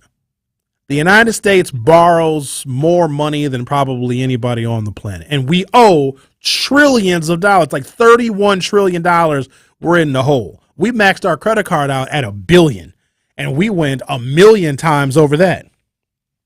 So we can borrow the money from China, because China loves borrowing us money. Oh, we got to be indebted to China $5-10 trillion at least. And so here's what would happen. Biden, Kevin McCarthy, the Speaker of the House, and Chuck Schumer, leader in the Senate. And let's bring Kamala Harris too. They go and meet with Xi Jinping in China. And they'd be like, hey, Xi Jinping. Hi, it's us from the United States. It's Kevin McCarthy, Joe Biden, Kamala Harris, and Chuck Schumer. Hey, how are you? Good. So we want to borrow $14 trillion so that we can pay the black people, because somebody had texted in Sherwin Hughes' show, and Xi Jinping's like, who is Sherwin Hughes? And he's not going to know who I am or whatever. And like, oh, don't worry about it. But they said, well, we should just, we always find the money for everything else. So we're going to borrow the money from another country so we can pay our African Americans. I need y'all to know that like, this is legitimate economic policy. If we have an obligation that the United States deems important, we'll borrow the money from another country. All right. So we'll go to China and we'll ask for $14 trillion. And then they'll make us whole as black people. But remember, when we get our reparations, you don't get anything else. You're not going to change people's attitudes. You're not going to change police behavior. You're not going to change any of that. You're just going to have money, right? Unless you want more policy gains. But when we talk about reparations, we don't talk about policy. We talk about money. So just know we'll get a check. But then shut up, black folks. Don't say nothing else about no racism or no discrimination. You got paid off. Shut up. So we'll go to China, get to $14 trillion. Chinese government be like, cool, here's the $14 trillion. Pay off the black people. You know what happens then? We're now owned by China, not the U.S. government. The people that were paid with the Chinese money, which is us. So then China would own us. See how that would work? That's called kicking the can. Dion says, states benefited from slavery. Some states, slavery was solely their economic growth. 100%. And I can say most of the South absolutely benefited from the slave economy, because the slave economy was big. Cotton was a large share of it, but then a lot of that cotton was shipped to the textile mills in New England, where a lot of clothing was made and sold, and even sold in Europe. So there was money that they made too. New England, even though they outlawed slavery first, they still benefited from the slave economy. But a lot of the South benefited from it too. It wasn't just the advertising of slave auctions and the hosting and holdings of slave auctions. There was money in that too. There was money in insurance. There was money in banking, because those banks that took the proceeds from the sale of a slave, and then the banks used that money to give out mortgages so people could start businesses and buy more land and have bigger plantations. Oh, it was a large system, but it wasn't just cotton. It was tobacco, rice, and sugarcane. All of those crops that flourished in the South, and the profit was immense because of slave labor. In fact, there was more money in the value of the slave than there was in the land and the crops. But here's what always puzzled me. It was never in the interest of working class poor white people to live in a slave economy, because white people were poor. And to some extent, I can trace their poverty right now. These trailer park white folks in Mississippi, Alabama, West Virginia, North Carolina, South Carolina, Arkansas, and Texas, I can trace their poverty right now. These are some of the poorest states in the country, poorer than 53206 by a long shot, because they were never hired. Because black people had all the jobs, because we were the purchased labor. So white people could not even enter the economy as long as slavery was the law of the day. But then you would think, so why didn't, after slavery ended, why didn't the South rebuild its infrastructure? Because the North had factories. That's why a lot of African Americans came up here, the factories and manufacturing plants. Why didn't the South do that? Because the South very well could have. After World War II, we needed a tremendous amount of manufacturing, right?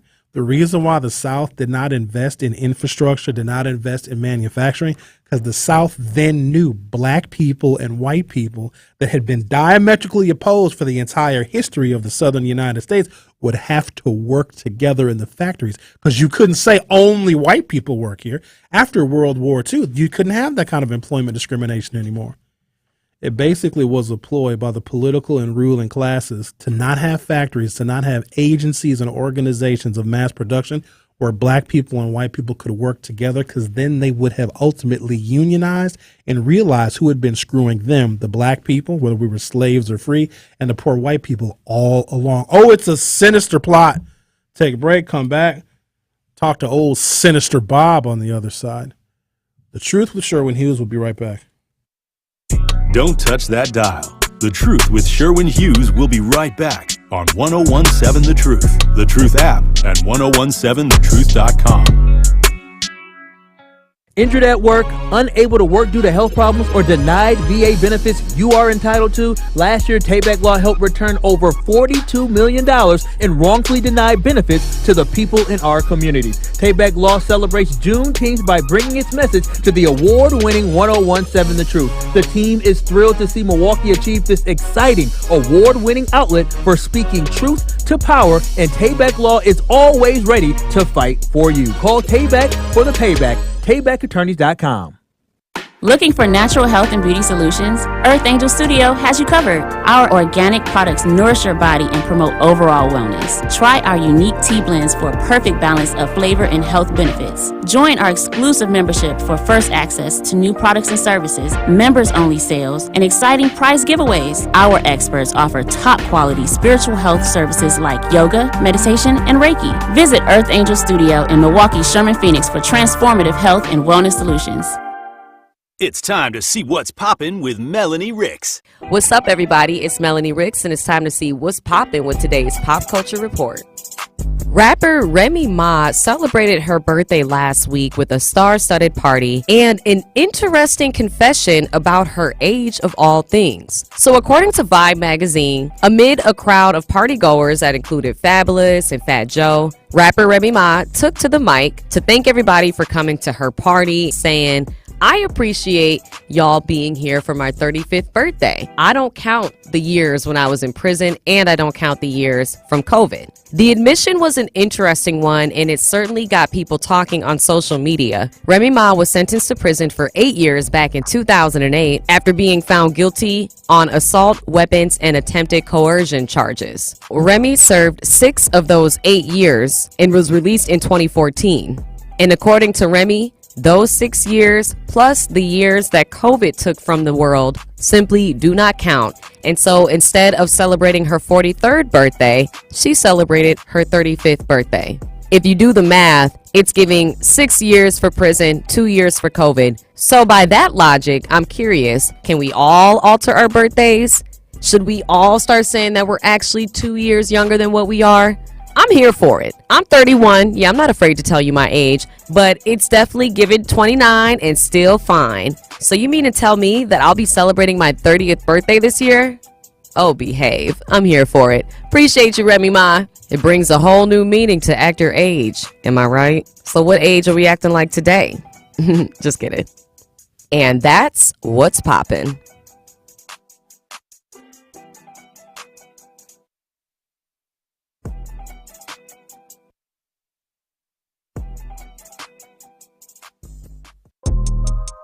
You are listening to The Truth with Sherwin Hughes on 1017 The Truth, The Truth app, and 1017thetruth.com.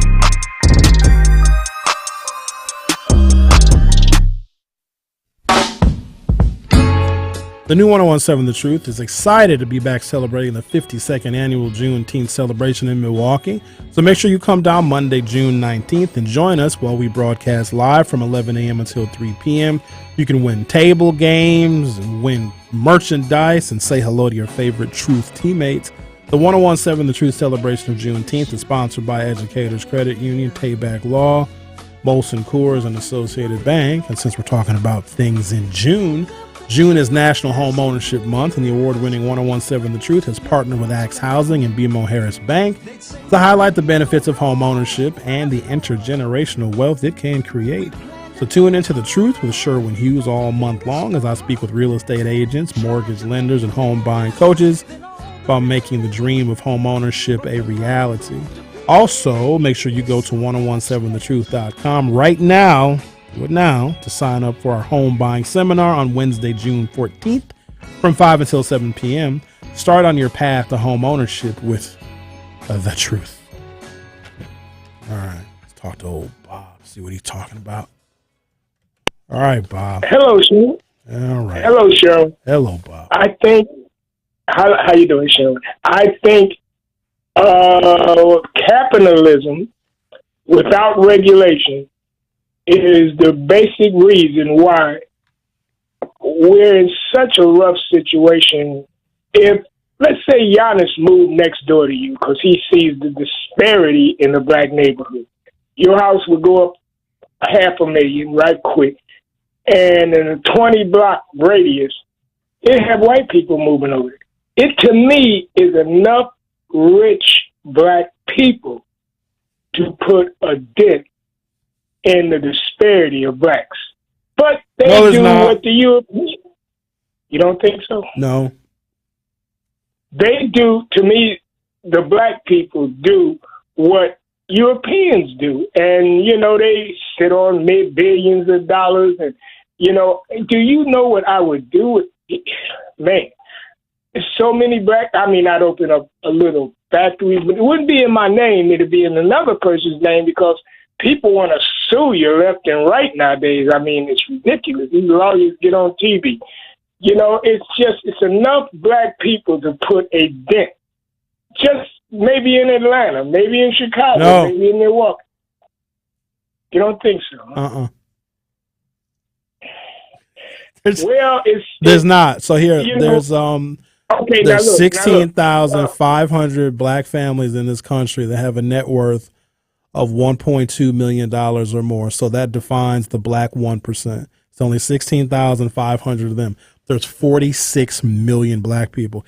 Even if we drain the bank accounts of those 16,500 rich black folks, that money would be exhausted in 24 hours. There is not, and I know that we hear about this black person got a whole bunch of millions and this got a whole bunch of millions. There's millions and millions of black people that have nothing. So we'd have to make the rich black people poor in order, well, it wouldn't do anything because it wouldn't be enough money to provide a financial future for 46 million people. There's just not enough rich black people. Okay, then don't you think we should do it on a smaller level then? Not on a big level, but a smaller level. And they give examples on TV and on radio how this community is, the Giannis opens up a screw and nut factory. He don't open it up. He puts it in somebody else's name. And, he buys a trucking firm. He don't know. It's not in his name. It's so many. So we want Giannis to open up some factories to employ people. Or restaurants. 5 restaurants, not in his name, but, okay. 100 million. If he did that just in your neighborhood and they gave it, it's just so many rich blacks that if Giannis said, hey, I'm buying Patti LaBelle and Keisha Cole when them Republicans come in, because I can't hit the lottery, I'm telling you. When them Republicans come in the summer, I'm telling you. If Giannis opened 5 restaurants, the servers would make $2.35 an hour. If Giannis opened 5 restaurants, Giannis would make more millions of dollars because we got restaurants all over the place, and that's not helping black folks get out of poverty. Oh, if he opens it, there wasn't that 5 restaurants there. There wasn't no factories. There wasn't no, and he just all the basketball players and the football players and sports people and sure, and they bound together a little bit and, and say, we're going to make this community the disparity of black people. That's about what I had to say. Okay. I guess you whooped me pretty good. I can't get above what you said. So I'll talk to you. Thanks, Bob. Bob sounded a little deflated there. How many Bucks players are there total? 30? It's not even 30, is it? 20? So what are they? And they all don't make $100 million a year. So why does the money only have to come from rich black people? So why are rich black people responsible for the financial salvation of other black people? And why are we leaving white people off the hook? I'm just saying this facetiously, obviously, but that's always the first thing that we say. Well, Oprah's got a bunch of money. Oprah don't want to give money to y'all. Oprah spent millions of dollars opening schools in Africa because we don't value education. So no, and if a black person starts a business, unless they plan to take no money and no profit from their business and pay every worker $300,000 a year, if an African American that owns a lot of property, has a lot of assets, and has a lot of money decides they want to start a business to employ black people, chances are those black people are going to make low wages because there's no guarantee they're going to pay black people an amount of money that can create wealth, because the whole point of starting the business or opening the restaurant is so you can make more money. All right, let's see. Nina says, sorry, I'm a little late to the conversation. So are you talking about black people getting paid the same way Indians get paid? And then I said to her, not quite. How do you think the Indians get paid? And then she says, I meant Native Americans, like they get cut checks, don't they? But I don't, but have to have or be a certain percentage of the tribe. Nina, who do you think that money comes from? You're talking about a per capita, which is money that is given to tribal members based off of casino revenues. The government doesn't give Native Americans any money. The government allows Native American reservations to be sovereign, meaning they have their own rules, they have their own laws, they're exempt from a lot of federal taxes. Now, they're still American citizens, but their reservations are sovereign. So put it this way. If I wanted to open up a casino and I call it Sherwin's Bingo Hall and Strippers, Sherwin's Hall of Strippers and Bingo. I don't know why I had to throw strippers in there. I couldn't do it because the government regulations and the rules and the laws would not allow me to do that. Now, if I had my own sovereign land, sovereign means it's mine, I make up my own rules, then I could say, okay, they gave me 5 acres of sovereign land. What can I do to maximize the amount of money and profit that I can make on this sovereign land? Now, I'm going to be honest with y'all, there is no better money maker than having a casino.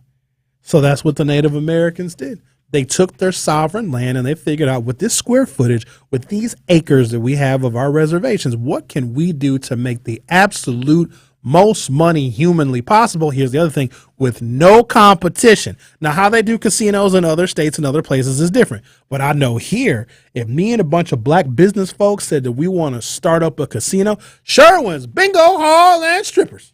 And every time you say it, you got to say it just like that. Sherwin's Bingo Hall and Strippers. It wouldn't be allowed, because that right to start a gaming hall or a casino is reserved for those who are of Native American descent who entered into bogus treaties with the United States. Mike from Mill Road says, exactly, we need community funding by the community. How can you do that where everyone share can eat? Dude, chill. The cryptocurrency, Mike, I gotta tell you about the cryptocurrency, dude. You're being scammed. Are you seeing all these crypto? Coinbase, they're getting sued. The other guy is going to prison for 7,000 years because they're scamming people with cryptocurrency. Cryptocurrency has already, it's left the building. In fact, it's going to be AI. So what Bitcoin was, when Bitcoin was $60,000, and Bitcoin will never be 60 grand again. I know that you got romanced by it because people thought, ooh, this currency that's not really real, that's based on speculation, is going to make everybody rich. No, it's not. No, it's not. AI and the money that can be made on artificial intelligence is going to literally replace what we thought cryptocurrency was going to be. Now, can you still make a little bit of money? Sure. If Bitcoin goes down to $20,000 per Bitcoin and you buy a whole bunch of it and then it goes up to $22,000, yes, you can still make a whole bunch of money, but it's not going to be what y'all thought. And I use that example by saying this. Can you go to the damn movie theater and buy a movie ticket with Bitcoin? Can you go buy a car from Russ Darrow with Bitcoin? Can you go and pay your mortgage off with Bitcoin? No, you cannot. Only in certain cases can you use Bitcoin. It is not a widely used and exchanged currency. It is internet nonsense that's made up, and value is assigned to it by computers. All right, take a break, come back. And Mike, I'm not going to get into it with you about this damn cryptocurrency. Mike, how much do you have in cryptocurrency, if you don't mind sharing with us? If you want me to keep it to myself, I will. Or if you want me to share it, I'll do that too. How much they got you for? I'm just curious. All right. The Truth with Sherwin Hughes on the new 101.7 FM. We'll be right back. The Truth with Sherwin Hughes returns after this on 101.7 The Truth, The Truth app, and 1017thetruth.com. 1017 The Truth and Associated Bank have teamed up for our Black-owned business give back. Each quarter, we'll be giving away $6,000 worth of free commercial advertising for 3 months to 5 Black businesses. To sign up for your business's chance to win $6,000 of commercial campaign marketing on the award-winning 1017 The Truth, visit blackbusinessgiveback.com. That's blackbusinessgiveback.com. Let's rebuild our community's backbone through exposure on the truth. For official rules, head to blackbusinessgiveback.com. Associated Bank, member FDIC. Attention, Wisconsin veterans. Hello, I'm Tony Evers, the Governor of Wisconsin. If you are veterans struggling to pay for rent, utilities, or other life-sustaining services, I want you to know that the Veterans Rental Assistance Program is here to help. You have already made a most noble sacrifice. You shouldn't have to continue doing so. We are here to support you. The Veterans Rental Assistance Program was created by and for people living in Wisconsin, with benefit approvals being issued to veterans in just days, not months. It's never easy to ask for assistance, but rest assured, we're here to help. You've always been there for us. We want you to know that we're here for you. Call 833-WIS-VRAP. That's 833-947-8727. or visit vrapwi.com. On behalf of the state of Wisconsin, thank you. At Associated Bank, they know opportunity can't wait. If you're a female or minority small business owner, their community uplift loans could be for you. Loans range from $5,000 to $50,000. Get funds in as little as 1 business day. Talk to a relationship manager today about a community uplift loan and other business banking services. Call 800-270-7725. Visit AssociatedBank.com or stop by your local branch. Because you help build the Midwest and your neighborhoods, they got your back. Associated Bank, your money works here. Subject to credit approval, member FDIC, equal opportunity lender. Bikers need protection, not just from other drivers, but unfortunately from insurance companies too. If you've been injured in a motorcycle crash, call Gruber Law Offices today. Bikers are often blamed for causing the accident because the insurance companies simply don't want to pay. At Gruber Law Offices, we've been fighting for injured bikers and their families for more than 30 years. Trust us to fight for what you deserve. Gruber Law Offices.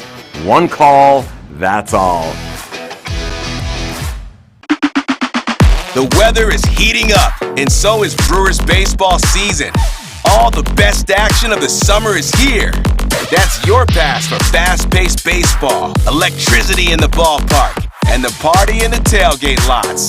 And with new deals available for you and your crew, the ballpark is the place to make your summer count.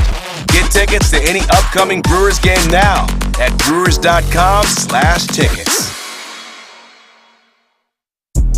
More of The Truth with Sherwin Hughes is next on 1017 The Truth, The Truth app, and 1017thetruth.com.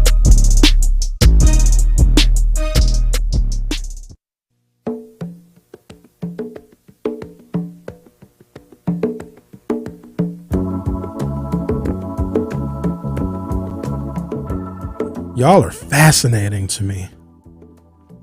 414216 said, there are some black people that are worth over $46 million. So even if a few of them gave everyone $500,000, would take black people out of poverty. No, it wouldn't. Why do we, hold on, y'all. Hold on. So we want black people with money to give to black people that don't have money? Some of y'all are doing very well. You're very comfortable. You're not rich, but you got enough. You pay your bills. You still got money left over to travel and buy cars or whatever. Why don't you give some of your money to poor black people? And y'all also know without financial education and financial literacy, you can take a poor black person, give them $500,000. They'll be broke by 7 o'clock tonight. We do not know what to do with money. We don't. We still don't.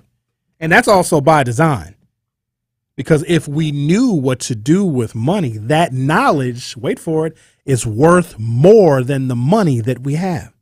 Knowing what to do with money, how to invest it, where to put it, where to store it, different types of values of different types of currencies, gold bullion, silver bullion, platinum, palladium, options, all sorts of, if we knew what to do with money, knowing that is worth more than the money, because if you have knowledge about money, wait for it, you could sell that knowledge.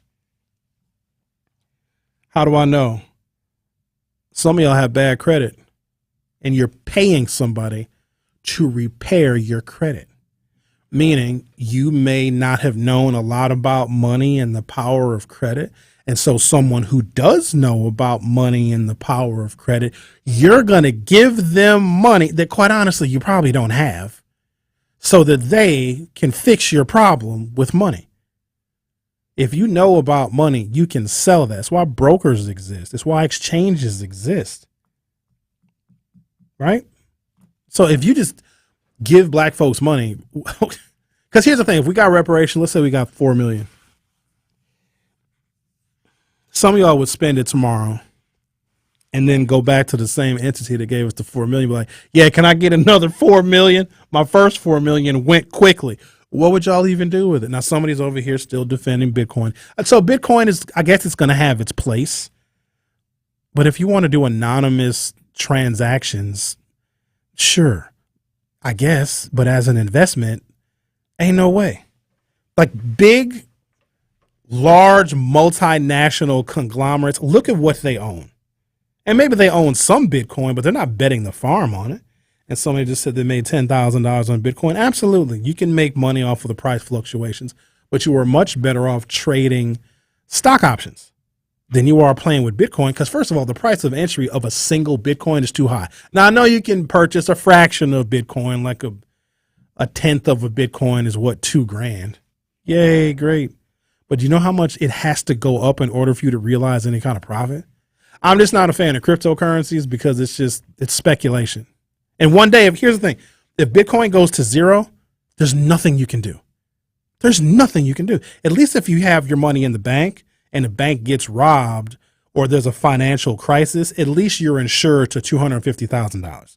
So if you got $250,000 in 10 banks, you got $2.5 million total, and you got $250,000 in 10 different banks. Even if the financial system in this country completely crashes, all of your money is insured. If you put all of your money in Bitcoin and Bitcoin goes to zero, which it can, you get nothing. It is not insured. It is a risky instrument. The stock market is like 250 years old. That's surefire way. Since World War II, it returns about 11% a year. Now, there's fluctuations, but over your lifetime or over your retirement lifetime, you are going to make more money by consistently investing in blue chip stocks than you will on some of this speculation. All right. LT says, Junior Bridgman owns like 500 restaurants. That's not helping black people get out of poverty. Need to stop worrying about other people's money.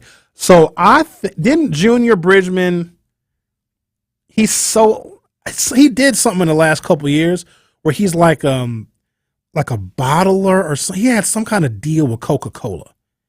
Did he liquidate? Because he used to own all the Wendy's restaurants.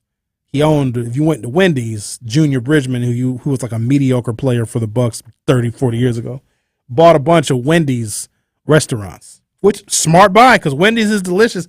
They reign supreme as the king of fast food as far as quality and just overall taste. Oh, if you go to that Wendy's on like Lisbon, right when you get off the freeway at 175, so like Lisbon and North, who has the worst lines? That Wendy's, right when you get off of 175 at Lisbon, or Speed Queen? Either way, so if you get in line, some of y'all are probably on your way to Speed Queen right now. If you get in line right now for Speed Queen, because you want lunch, by the time you get it, it'll be dinner time. If you go to that Wendy's on Lisbon, I don't know if it's owned by Junior Bridgman anymore. I think he might have sold and liquidated his Wendy's because he does something with Coca-Cola. He's got way more money now because he's like a Coca-Cola bottler or something. So if you go to that Wendy's right now, you're gonna die in the line. You're just gonna die of old age. Your car is gonna rust. It's gonna be winter time. You just will never get your food. The Truth with Sherwin Hughes. We'll be right back.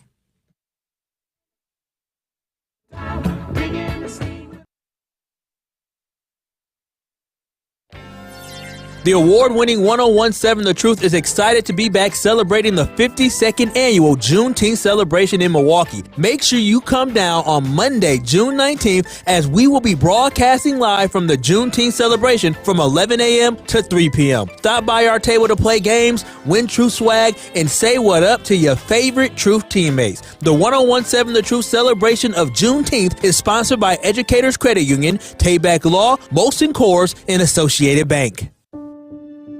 We need each other, now more than ever. Because every someone needs someone else. We need each other. Because when we work together, we can do so much more. When we work together, we connect more children with what they need to grow up healthy, educated, and safe. And that's what Child Fund is all about. Together, we co-create, support, and sustain connections that lead to greater well-being for millions of children facing poverty. Which also benefits their families, their communities, their countries, and you. Because when you make someone's world better, you make everyone's world better. Child Fund. Because we need each other. To learn how Child Fund works with children in 24 countries to achieve their full potential, visit childfund.org. That's childfund.org.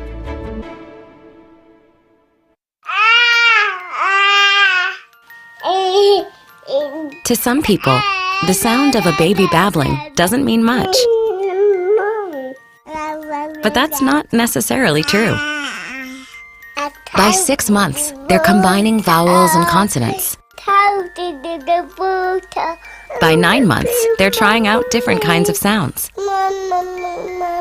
And by 12 months, their babbling is beginning to take on some meaning. Especially if there's no babbling at all. Little to no babbling by 12 months or later is just one of the possible signs of autism in children. Early screening and intervention can make a lifetime of difference and unlock a world of possibilities. Take the first step at autismspeaks.org.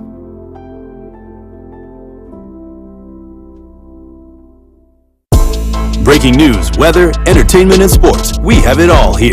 This is 1017 FM, 1510 AM, WGKB Waukesha, and W269DL Milwaukee, a locally owned Good Karma brand station. This is your 1017 The Truth News Update.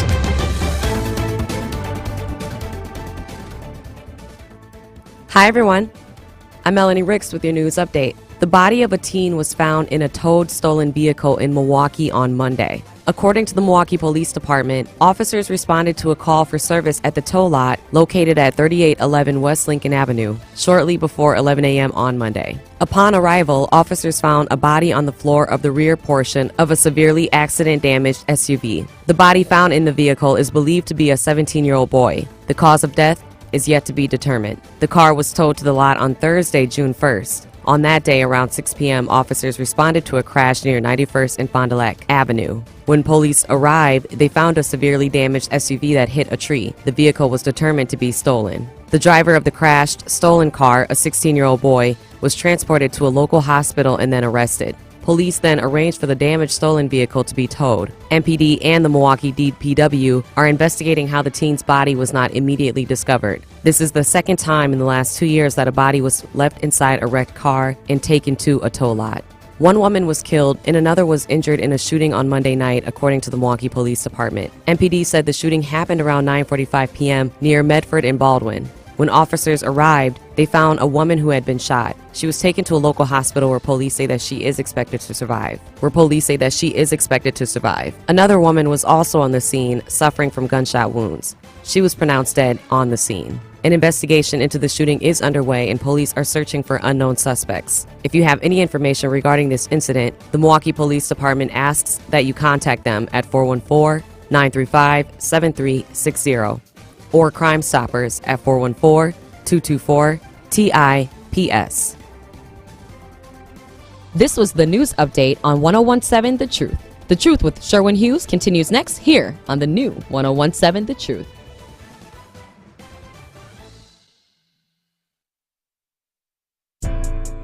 This is The Truth with Sherwin Hughes on 1017 The Truth, The Truth app, and 1017thetruth.com.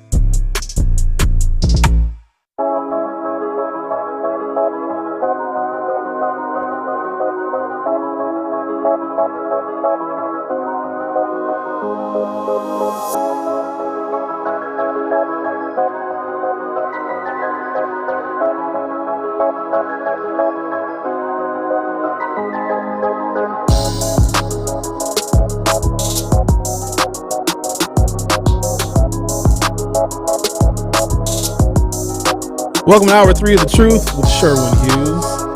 Very happy to have in the studio Jamila Monroe and Terrell Ayala, both from BMO Harris Bank. We're going to talk about some things because this is June, and June is Home Buyer Awareness Month. Jamila, I want to start with you.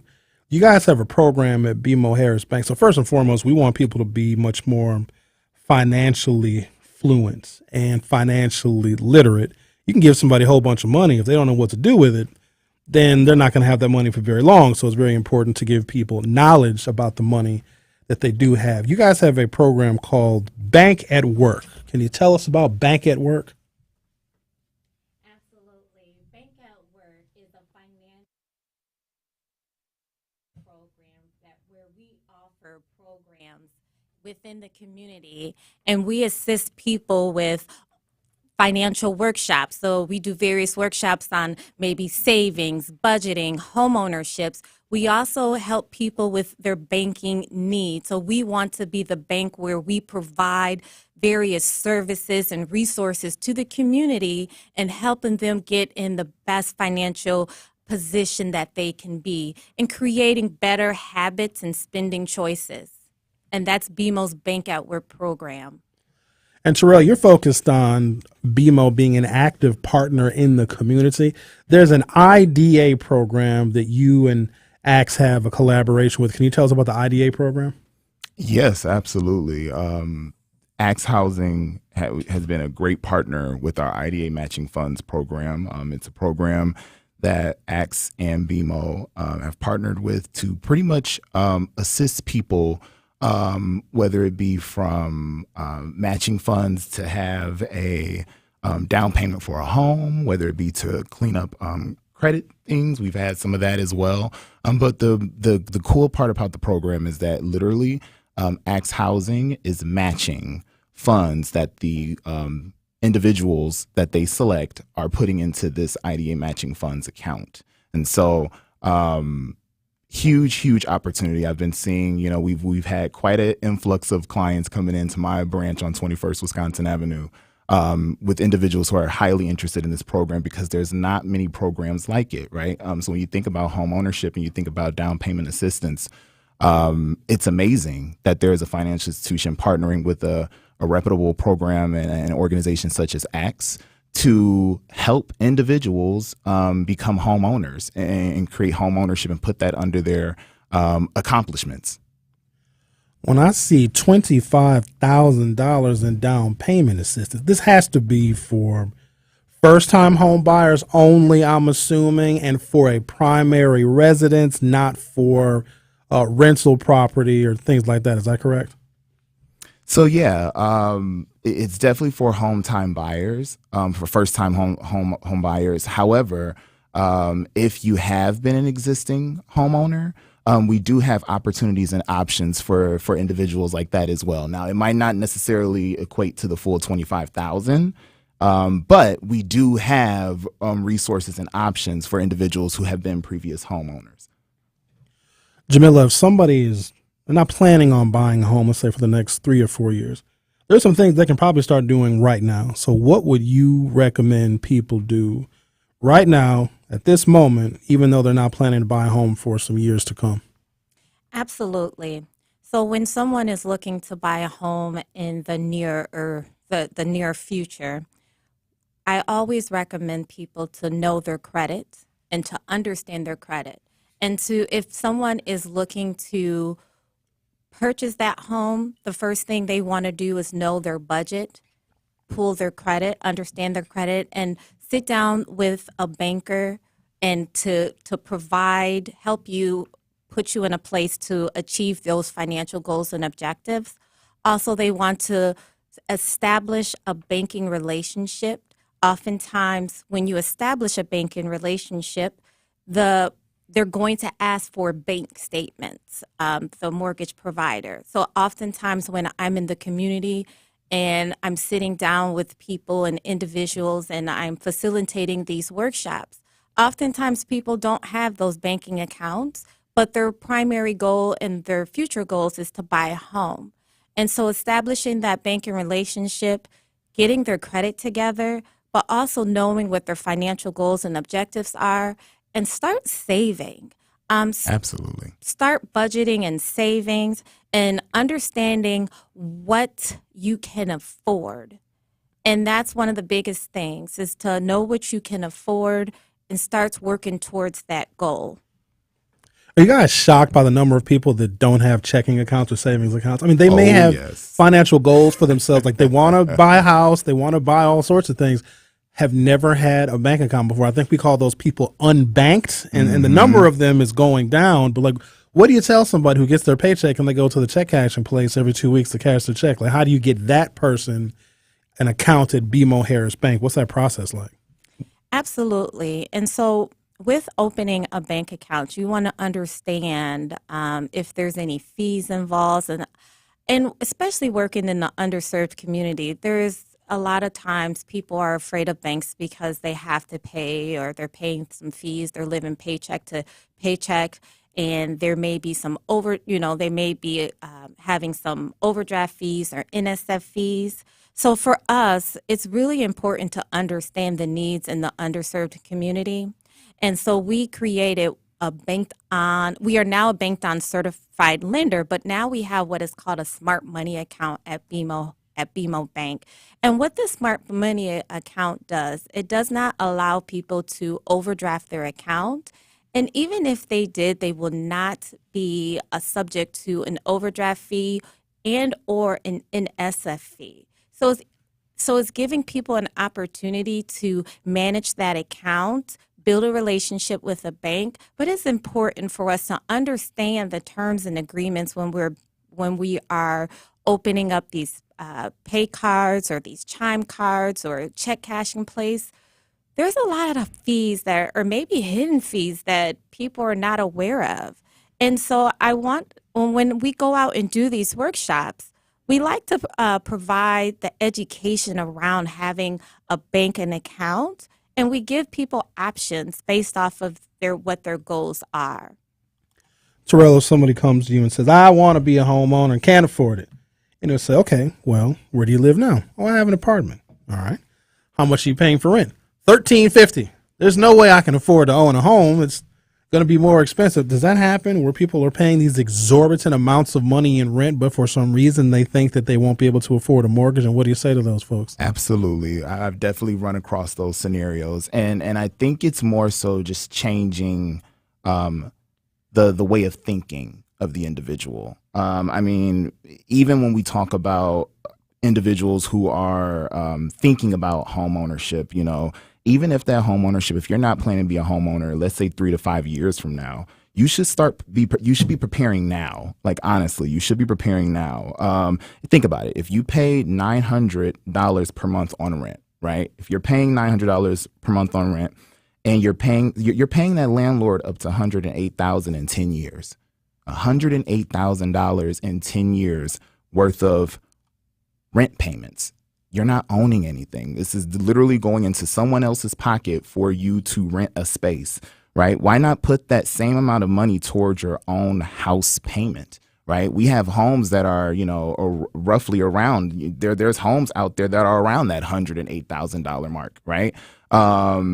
And when you think of interest and just the term of mortgage loans, 30 years, right? You're not paying nowhere near that $900 a month to be able to pay off, you know, $108,000 in 10 years versus having a mortgage for 30. We have Jamila Monroe and Mr. Terrell Ayala in studio. They are both from BMO Harris Bank. Terrell, can you tell us about some of the other initiatives that BMO Harris has where you guys want to let folks know that you are partners in building community? Absolutely. So we still have our homeowner mortgage program still going. It ends July 31st. So if you are someone who's looking to own a home, or if you know family, friends, loved ones who are trying to own a home, please step into our offices, you know, ASAP, because that time frame, it is coming to a close pretty soon. And we definitely want to be able to assist and get people the money that they need to make those down payments, right? So we're talking up to $25,000. It's a lot of money. So we want to make sure that we get the word out properly, because that program will be coming to a close. Jamila, I got to talk about debt.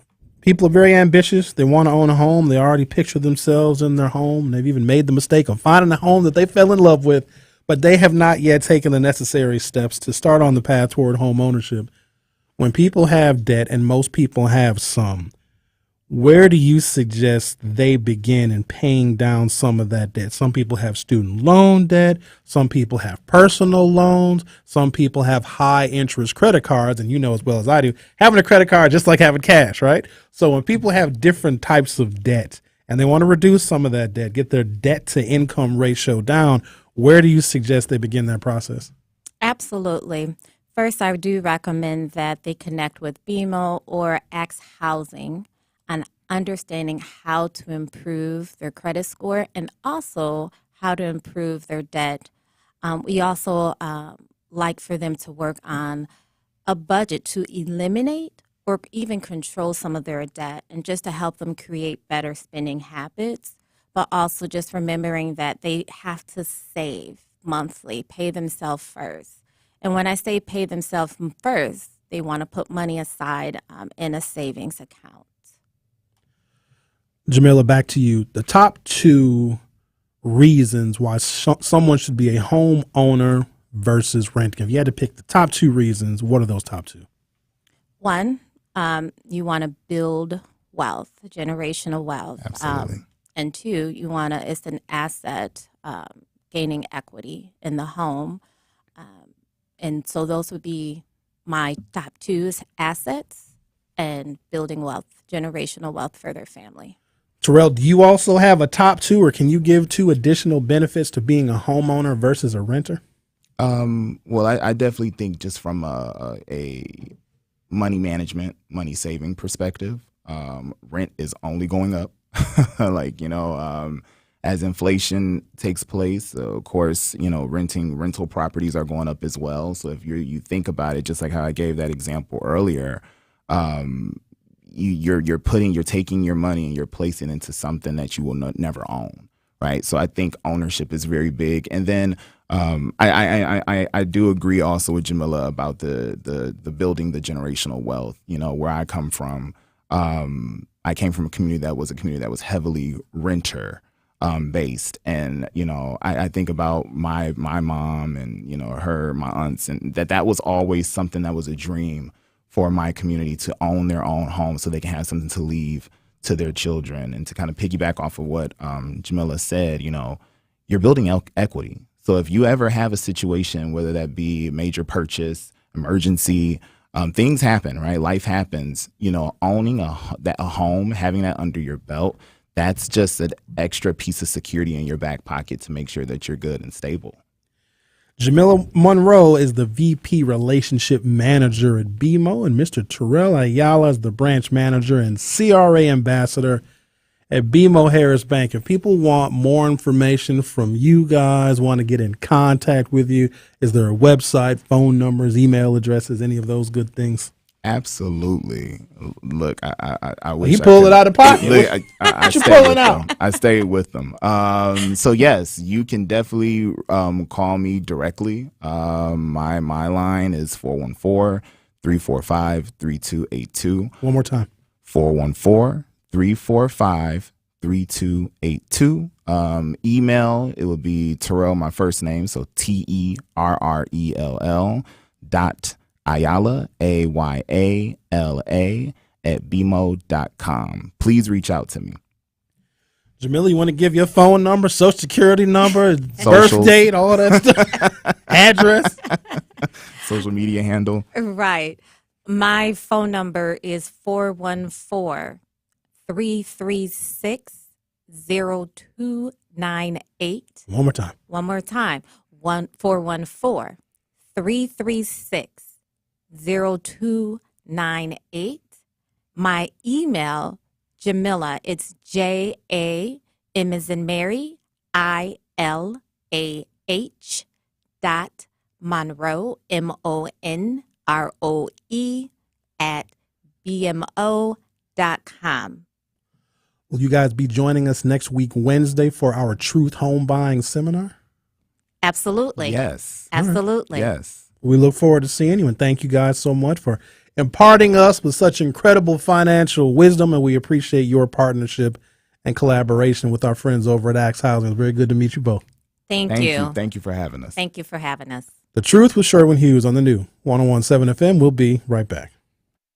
Don't touch that dial. The Truth with Sherwin Hughes will be right back on 101.7 The Truth, The Truth app, and 1017thetruth.com.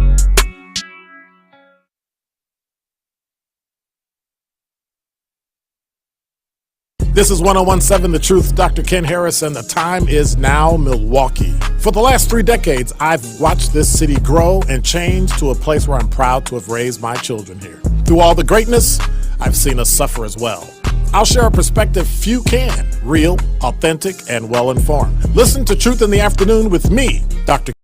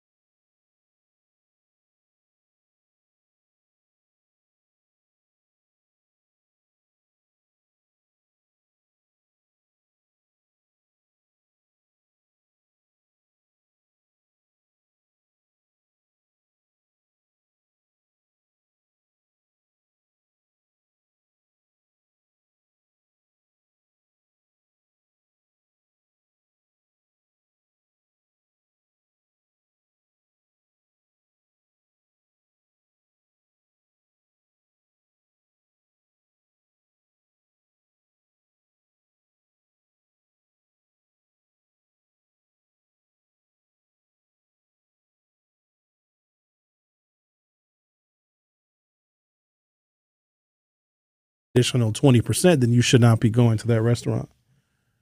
Let's talk to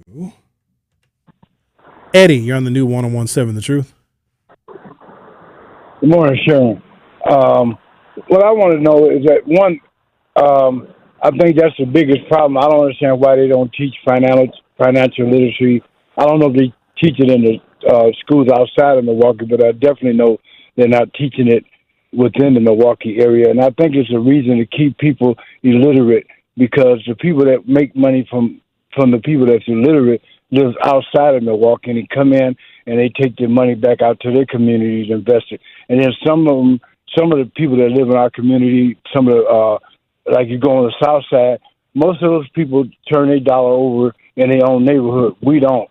We, for some reason, is another part of that division that they keep, and I don't think they want to wake up the dead. You know, the people that have the power to do the things that you're talking about. I think you mentioned the other day about some of the trades that were taken out of the school, That was for a reason as well. But I guess my main question is that what books do you suggest that a person read to kind of get caught up with how this financial, some of the disciplines that you're talking about? Oh, God, Eddie, I don't even know what books I could recommend. You would just start with whatever questions you have about, depends on where you want to start. If you want more information about paying down debt, where are some safe places to invest your money, stocks, bonds, treasury bills, I would say just Google it, because financial information changes so quickly. I can't say that there's a book that was published 10, 20, 15 years ago that would still be relevant right now. Just find where your interest is and just do a Google search and see what kind of resources come up that way. But there's not a book that I can recommend. I mean, and to your point, they don't teach finance like they do now in high school. I think kids have got to take like a semester of some kind of financial literacy class, but back in the day, not at all. At least not in MPS schools. Right. My whole economics class when I was in 11th grade was we had to track the stock market for a whole damn year. And we had to graph it and put it on a chart. So by the time I was a senior in high school, I knew exactly how the stock market worked. And I don't think that they do enough of that in schools, especially in younger grades. But the reason why they don't teach financial literacy at younger grades is the same reason why they don't teach Black history. Because you know how much better off we would be if we knew who we were and how great we were and what our contributions were. Combining that, if you told Black kids about the power of credit when they're 11 and 12 years old, we would be in a totally different situation. Would you agree that most people in the community and inner city, when you tell them, just like you're promoting Axe Housing, but do you know how many people I would talk to, and I talk to them about Axe Housing, trying to spread the word? A young lady I know, she just rented a place for apartment for $1,200. I don't know how she's going to afford it, or whatever. But when you tell people about buying houses, the first thing they say is that, well, you got to pay taxes, or you got to worry about getting stuff fixed. And they living in houses now that the landlord don't fix what they're supposed to fix, so they rig it just to make it to the next month or whatever. It's just amazing. And then there's a gas station on Relief, around 36, 37 Relief. Do you know they charge $6 for a loaf of generic bread? Wow. Yeah, taking advantage of people that don't have transportation to go somewhere else. I believe it. Right. But they could pull together. Somebody got to come over. I mean, and I see these people in Walmart, Sam's Club, buying bulk stuff. I mean, you might get an onion. An onion might be 5 or 10 cents at a store. You go to one of those corner store gas stations where people can't, they might have to pay anywhere from 50 cents to $1 or more just for one little golf ball size onion. It is crazy. And I think if our people will wake up to some of the things, spend your money in the community, spend it with people that look like you. Like I always tell a friend of mine, you could go to this corner store for days, spending your money, spending your food stamps, whatever. You might open up a car wash business, right out your garage. I bet you they don't let you wash their car or spend any money with you. It's crazy. It's just crazy. And it's like, how are you going to change things in our community when you can't just change the littlest things, the little minute things? Even with just people talk about marching all the time. You know what the white folks do? they cut their money off. That hurts more than walking. You can stay at home, watch TV or whatever. Just like you were talking about your gas, Dave. Oh, I need my gas. It is crazy. So, you know, you and some of the other people on your station, y'all got a big job trying to get the word out to educate our people to learn. Let's try something different. Like they said, what's the definition of a fool? Continue doing the same thing, expecting different results. Thank you. Thank you, Eddie. Appreciate your call. So to summarize all of that, because, I've tried to have conversations with people about wasting their money and they're better off being a homeowner than they are a renter. And some people will just never do it. They'll never make the transition from renting to homeowners. But then there's people that will make the transition. But guess what? Those people that will always rent will always be somebody's tenant. You buy a house, you pay down your mortgage, you borrow some money against the value of your home, against the equity of your home. Guess what you can get? You can get an income property. So all those people that want to rent for the rest of the year for their lives, they can be your tenants and you will get rich off of them. Now, we can offer them all the financial information that they need. We can help them repair their credit. I can even get somebody $25,000 for down payment assistance. But at the end of the day, this thing holds true. People don't want better. They want what they're used to. You understand that? People don't want better because better might be too much responsibility. Better might require patience. Better might require too much work. People want what they are used to. Speaking about money, let's give some away. One call, that's all. One call, that's all. That's right. Now is your chance to be entered to win our One Call, That's All $5,000 giveaway. Damn it, you heard me. I said $5,000. Be caller number 7 right now and be entered to win our $5,000 giveaway. Remember, if you or a loved one's been injured in an accident, call Gruber Law Offices now. One call, that's all. Call number 7 and get an opportunity to become $5,000 richer from the One Call, That's All 5K giveaway. For official contest rules, visit 1017thetruth.com. 833-212-1017. Just dial it. 833-212-1017. Caller number 7 gets entered to win $5,000. The Truth with Sherwin Hughes. Will be right back. The Truth with Sherwin Hughes returns after this on 1017 The Truth, The Truth app, and 1017thetruth.com. When you open an Educators Credit Union checking account, you can say goodbye to surprise fees and hello to a whole lot of perks. Enjoy rewards, cashback, discounts, and card customizations with their convenient digital services and nationwide network of over 60,000 fee-free ATMs. You can also access your account anytime, anywhere. Join Educators Credit Union today and take advantage of all the benefits that come with a checking account. Get started at ECU.com. Federally insured by NCUA. Life's better with an auto policy from American Family Insurance.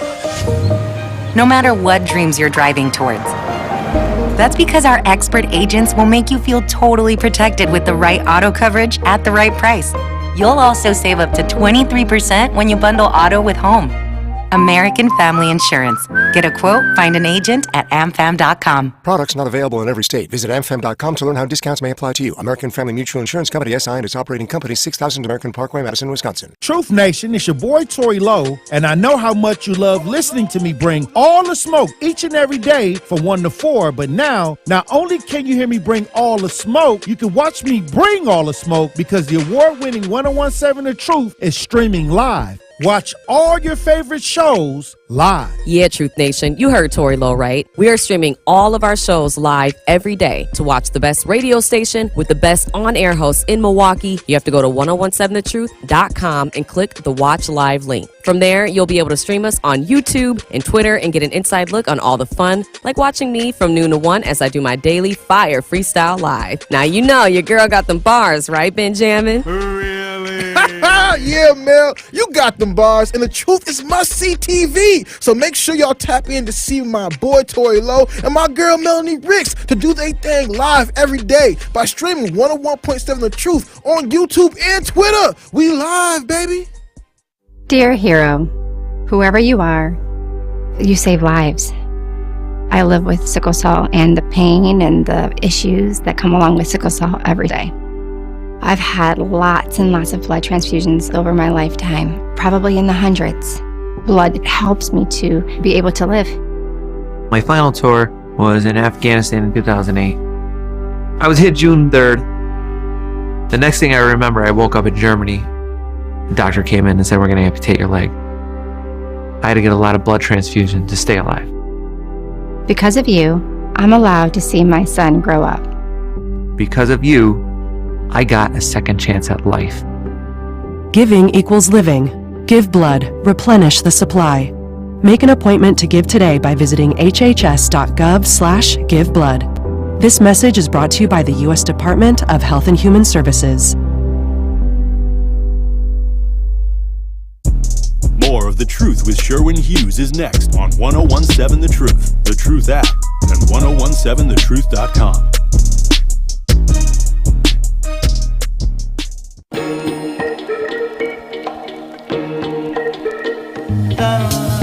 The Black-owned business Give Back is back. We have again teamed up with Associated Bank to help local Black businesses grow and succeed. 1017 The Truth will be giving away $6,000 worth of free commercial advertising for 3 months to 5 Black businesses each quarter this year. To sign up, all you got to do is go to blackbusinessgiveback.com. That is blackbusinessgiveback.com.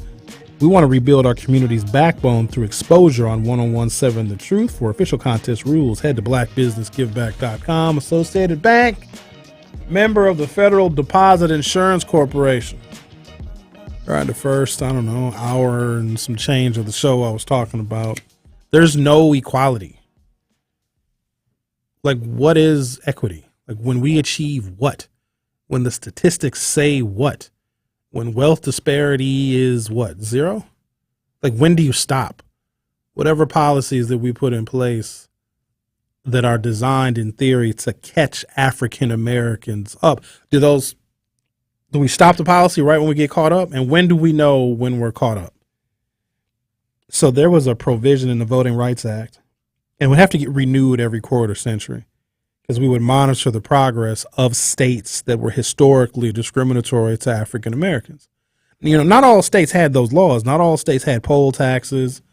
Not all states had literacy tests, all these other things. Some states made you prove that you own property in order to vote. Not all states did that, but some states did. And those states that did were usually slave states in the South.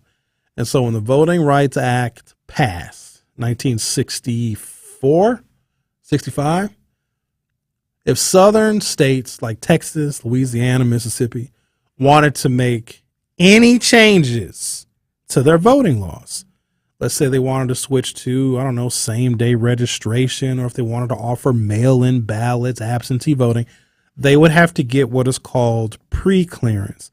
Either a federal district judge would have to review the changes, or a member of the U.S. Supreme Court would have to review those changes, because we did not trust Southern states to their own devices when it comes to making any kind of change to their voting systems.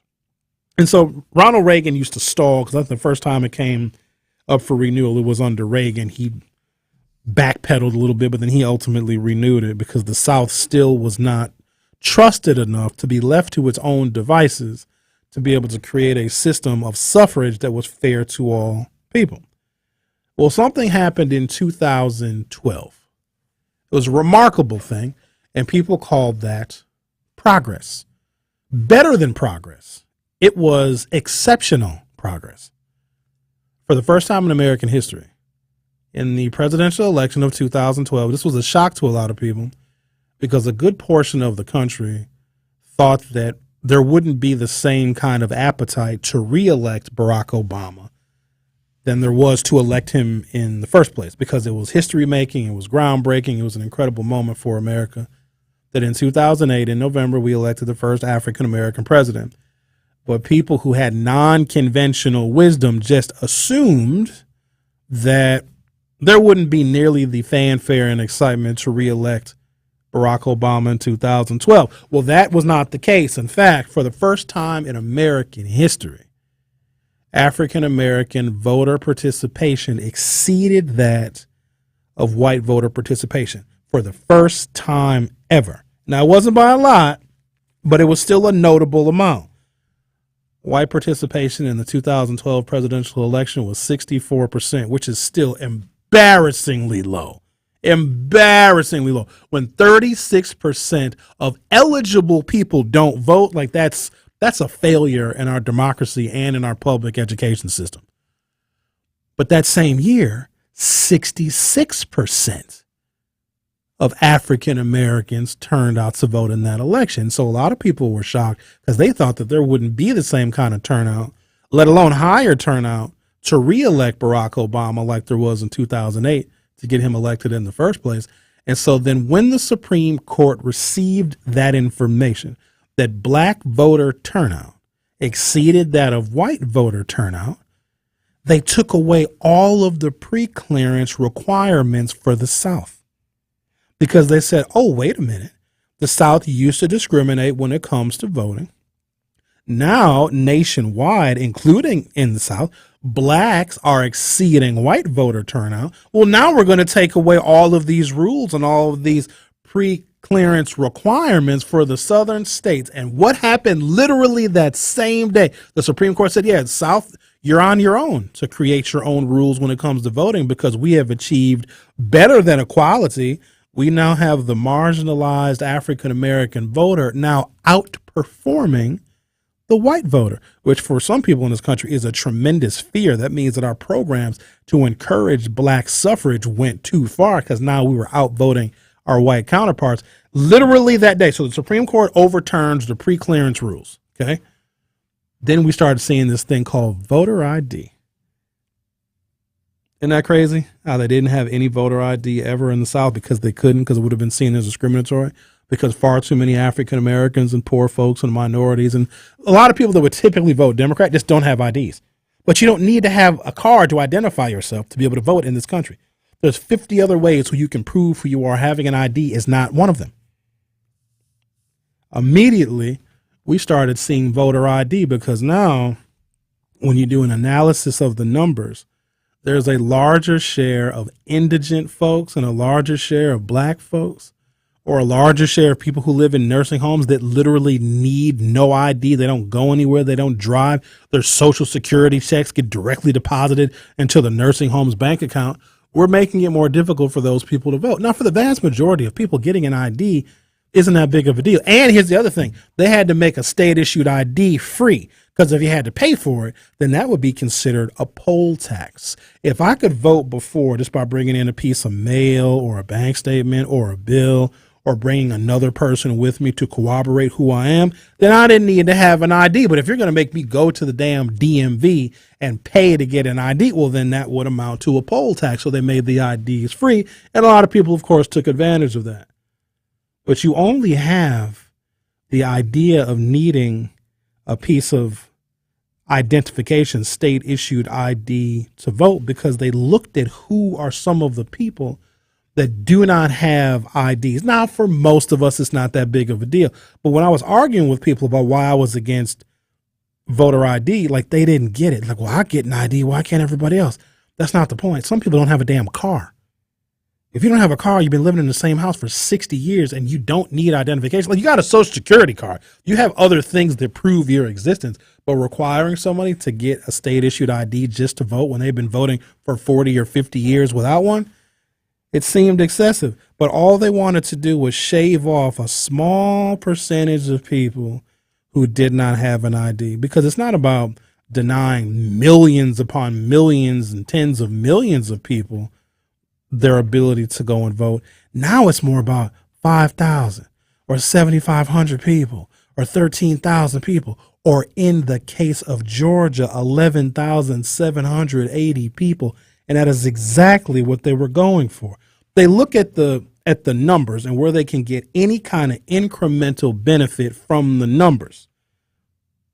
You know, I regret saying when I was like, I don't know, middle school, probably high school, why do I need to know all this math? I'm not going to use all this math. Oh, yes, I am. I use all the maths. I use many maths. Let me give you another reason why they made abortion illegal and why the Republicans are pulling for a national abortion ban.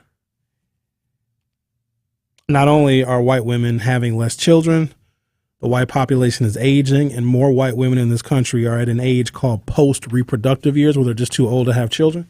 And so the white women who are still in their reproductive years, they want to make sure that those women, when they get pregnant, they stay pregnant. That's number one, to increase the white populations, because white people cannot still have a monopoly on power if more white men aren't born, and white men can only be born white one way, through a white woman's birth canal, because she was impregnated by a white man. That's number one. Number two, black women are more likely to die during childbirth. I need you to understand how sinister this is. If black women statistically are much more likely to die during childbirth, by requiring her to have the baby, by threatening the doctor with prosecution if he provides the abortion, you're going to kill more black women. Now, I do not want you to think that this abortion rule that they have is just because Republicans care about babies. No, they don't care about the babies. They won't even fund early childhood education. They're trying to cut welfare, because we know that single mothers are more likely to be poor. They don't care about the babies. They know that if women cannot get abortions, more white women are going to die too, but more black women are going to die bringing those children to term, and more white women will be legally required to have children even if they don't want them. So I'm going to take a break, come back. We'll talk to Robert on the other side, see what he has to say. If you want to be like Robert or Bob or Al or Miss Shaq, all you got to do is call 833-212-1017, 833-212-1017. The Truth with Sherwin Hughes will be right back. Don't touch that dial. The Truth with Sherwin Hughes will be right back on 1017 The Truth, The Truth app, and 1017thetruth.com. This is Melanie Ricks from Nothing But the Truth. If you love to be both entertained and informed, make sure you listen to The Truth all day, every day by downloading the Truth app or streaming on Spotify, TuneIn, Apple Podcasts, Google Podcasts, or Stitcher. 1017 The Truth, Milwaukee Black Talk. This is Dr. Ken Harris from Truth in the Afternoon. Listen to The Truth all day, every day by downloading the Truth app or streaming on Spotify, TuneIn, Apple Podcasts, Google Podcasts, or Stitcher. Milwaukee Black Talk. 1017 The Truth. At Associated Bank, they know opportunity can't wait. If you're a female or minority small business owner, their Community Uplift loans could be for you. Loans range from $5,000 to $50,000. Get funds in as little as one business day. Talk to a relationship manager today about a Community Uplift loan and other business banking services. Call 800-270-7725. Visit AssociatedBank.com or stop by your local branch. Because you help build the Midwest and your neighborhoods, they got your back. Associated Bank, your money works here. Subject to credit approval, member FDIC, equal opportunity lender.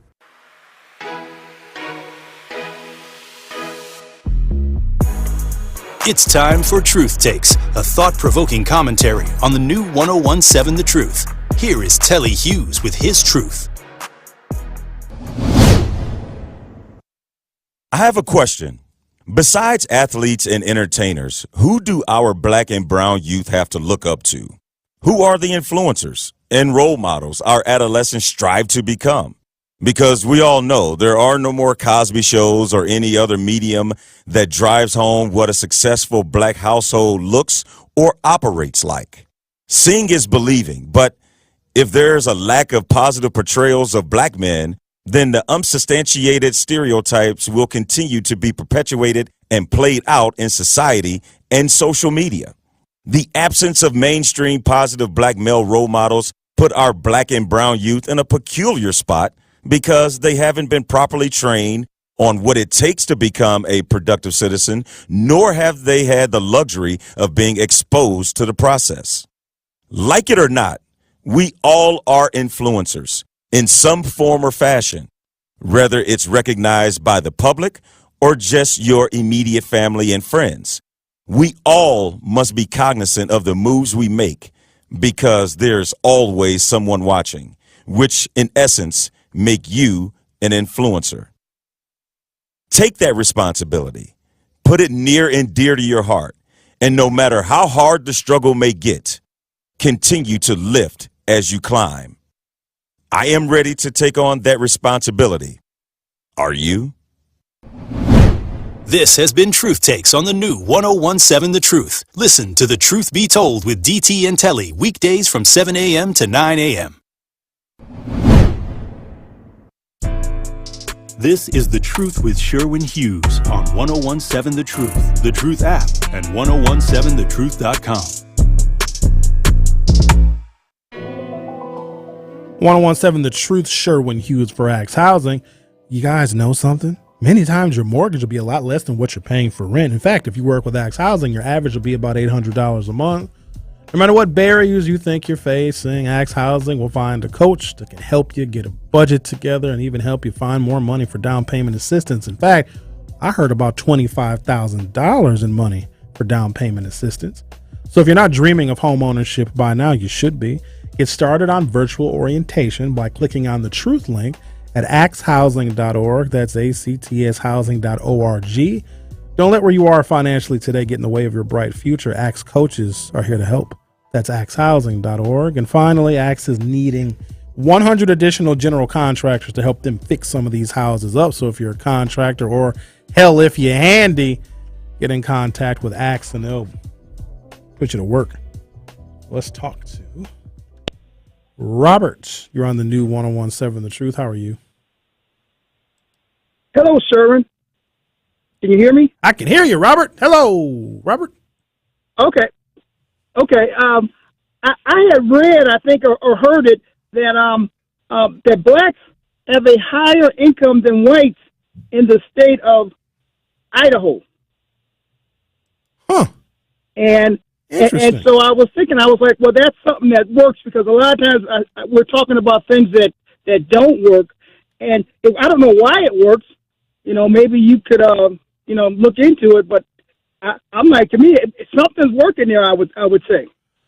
Yeah, I see it right here. Blacks in Idaho earn 106% of whites. So you know what I think that means? Because there's not like a long history of black people migrating to Idaho. Black people with money are moving to Idaho.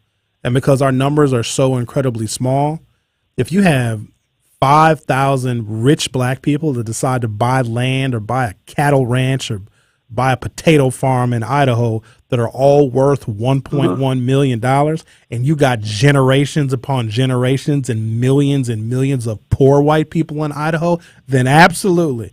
Those 5,000 wealthy black folks that packed up and moved from Atlanta or D.C. or Arlington, Virginia to settle out in Idaho, yes, that could explain the income difference between blacks and whites in Idaho.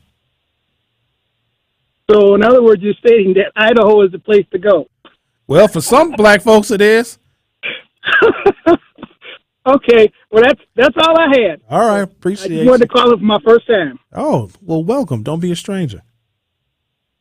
All right. Okay, Robert. Most of the time I listen to you at night, and it's always on tape, and so I can't call in. But yeah, don't call in at night, because ain't nobody gonna answer the phone. It's gonna ring until the morning.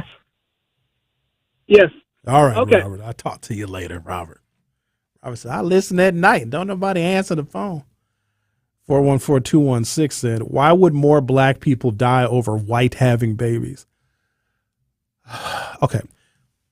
The black woman infant mortality rate is 3 times higher than the white infant mortality rate. I need this to make sense to y'all, because if it doesn't make sense to one of y'all, it might be 1,000 more where it don't make sense. So if you require by law a pregnant woman to have the baby, 3 times more black women are going to die. There's a white maternal mortality rate too. It's just really, really low. So if you require women who are pregnant to deliver those babies because abortion is illegal and punishable by criminal penalty and a felony, then more black women than white women are going to die giving birth. That is yet another reason to make abortion illegal. It is a way in which you can covertly kill more black women. And they knew this statistic. Did you know that in some cases, a woman terminating her pregnancy early can save her life? Did you know that? Well, doctors know it. Policymakers know it. Researchers know it. And they're saying, so wait a minute, you mean to tell me that we can kill more black women without firing a single shot? without having to pay for wrongful death lawsuits? You mean there is a way in which we can very slowly thin out the black population just by passing this law or having the U.S. Supreme Court overturn Roe versus Wade? And somebody said, yes, absolutely, more black women are going to die. They'll say, well, I'm all for it. And then 414-216 is asking, why are they dying giving birth? So I'm going to need you to research that. I'm going to need you to research the poor healthcare outcomes for black people just across the board, that our life expectancies are lower because we get less care. And if we do get care, it can be substandard because we have not fully, as a culture, as a race, and as a community, integrated healthcare into who we are. We have poorer outcomes when it comes to every single measure of health, including giving birth to children. Thank you guys for listening.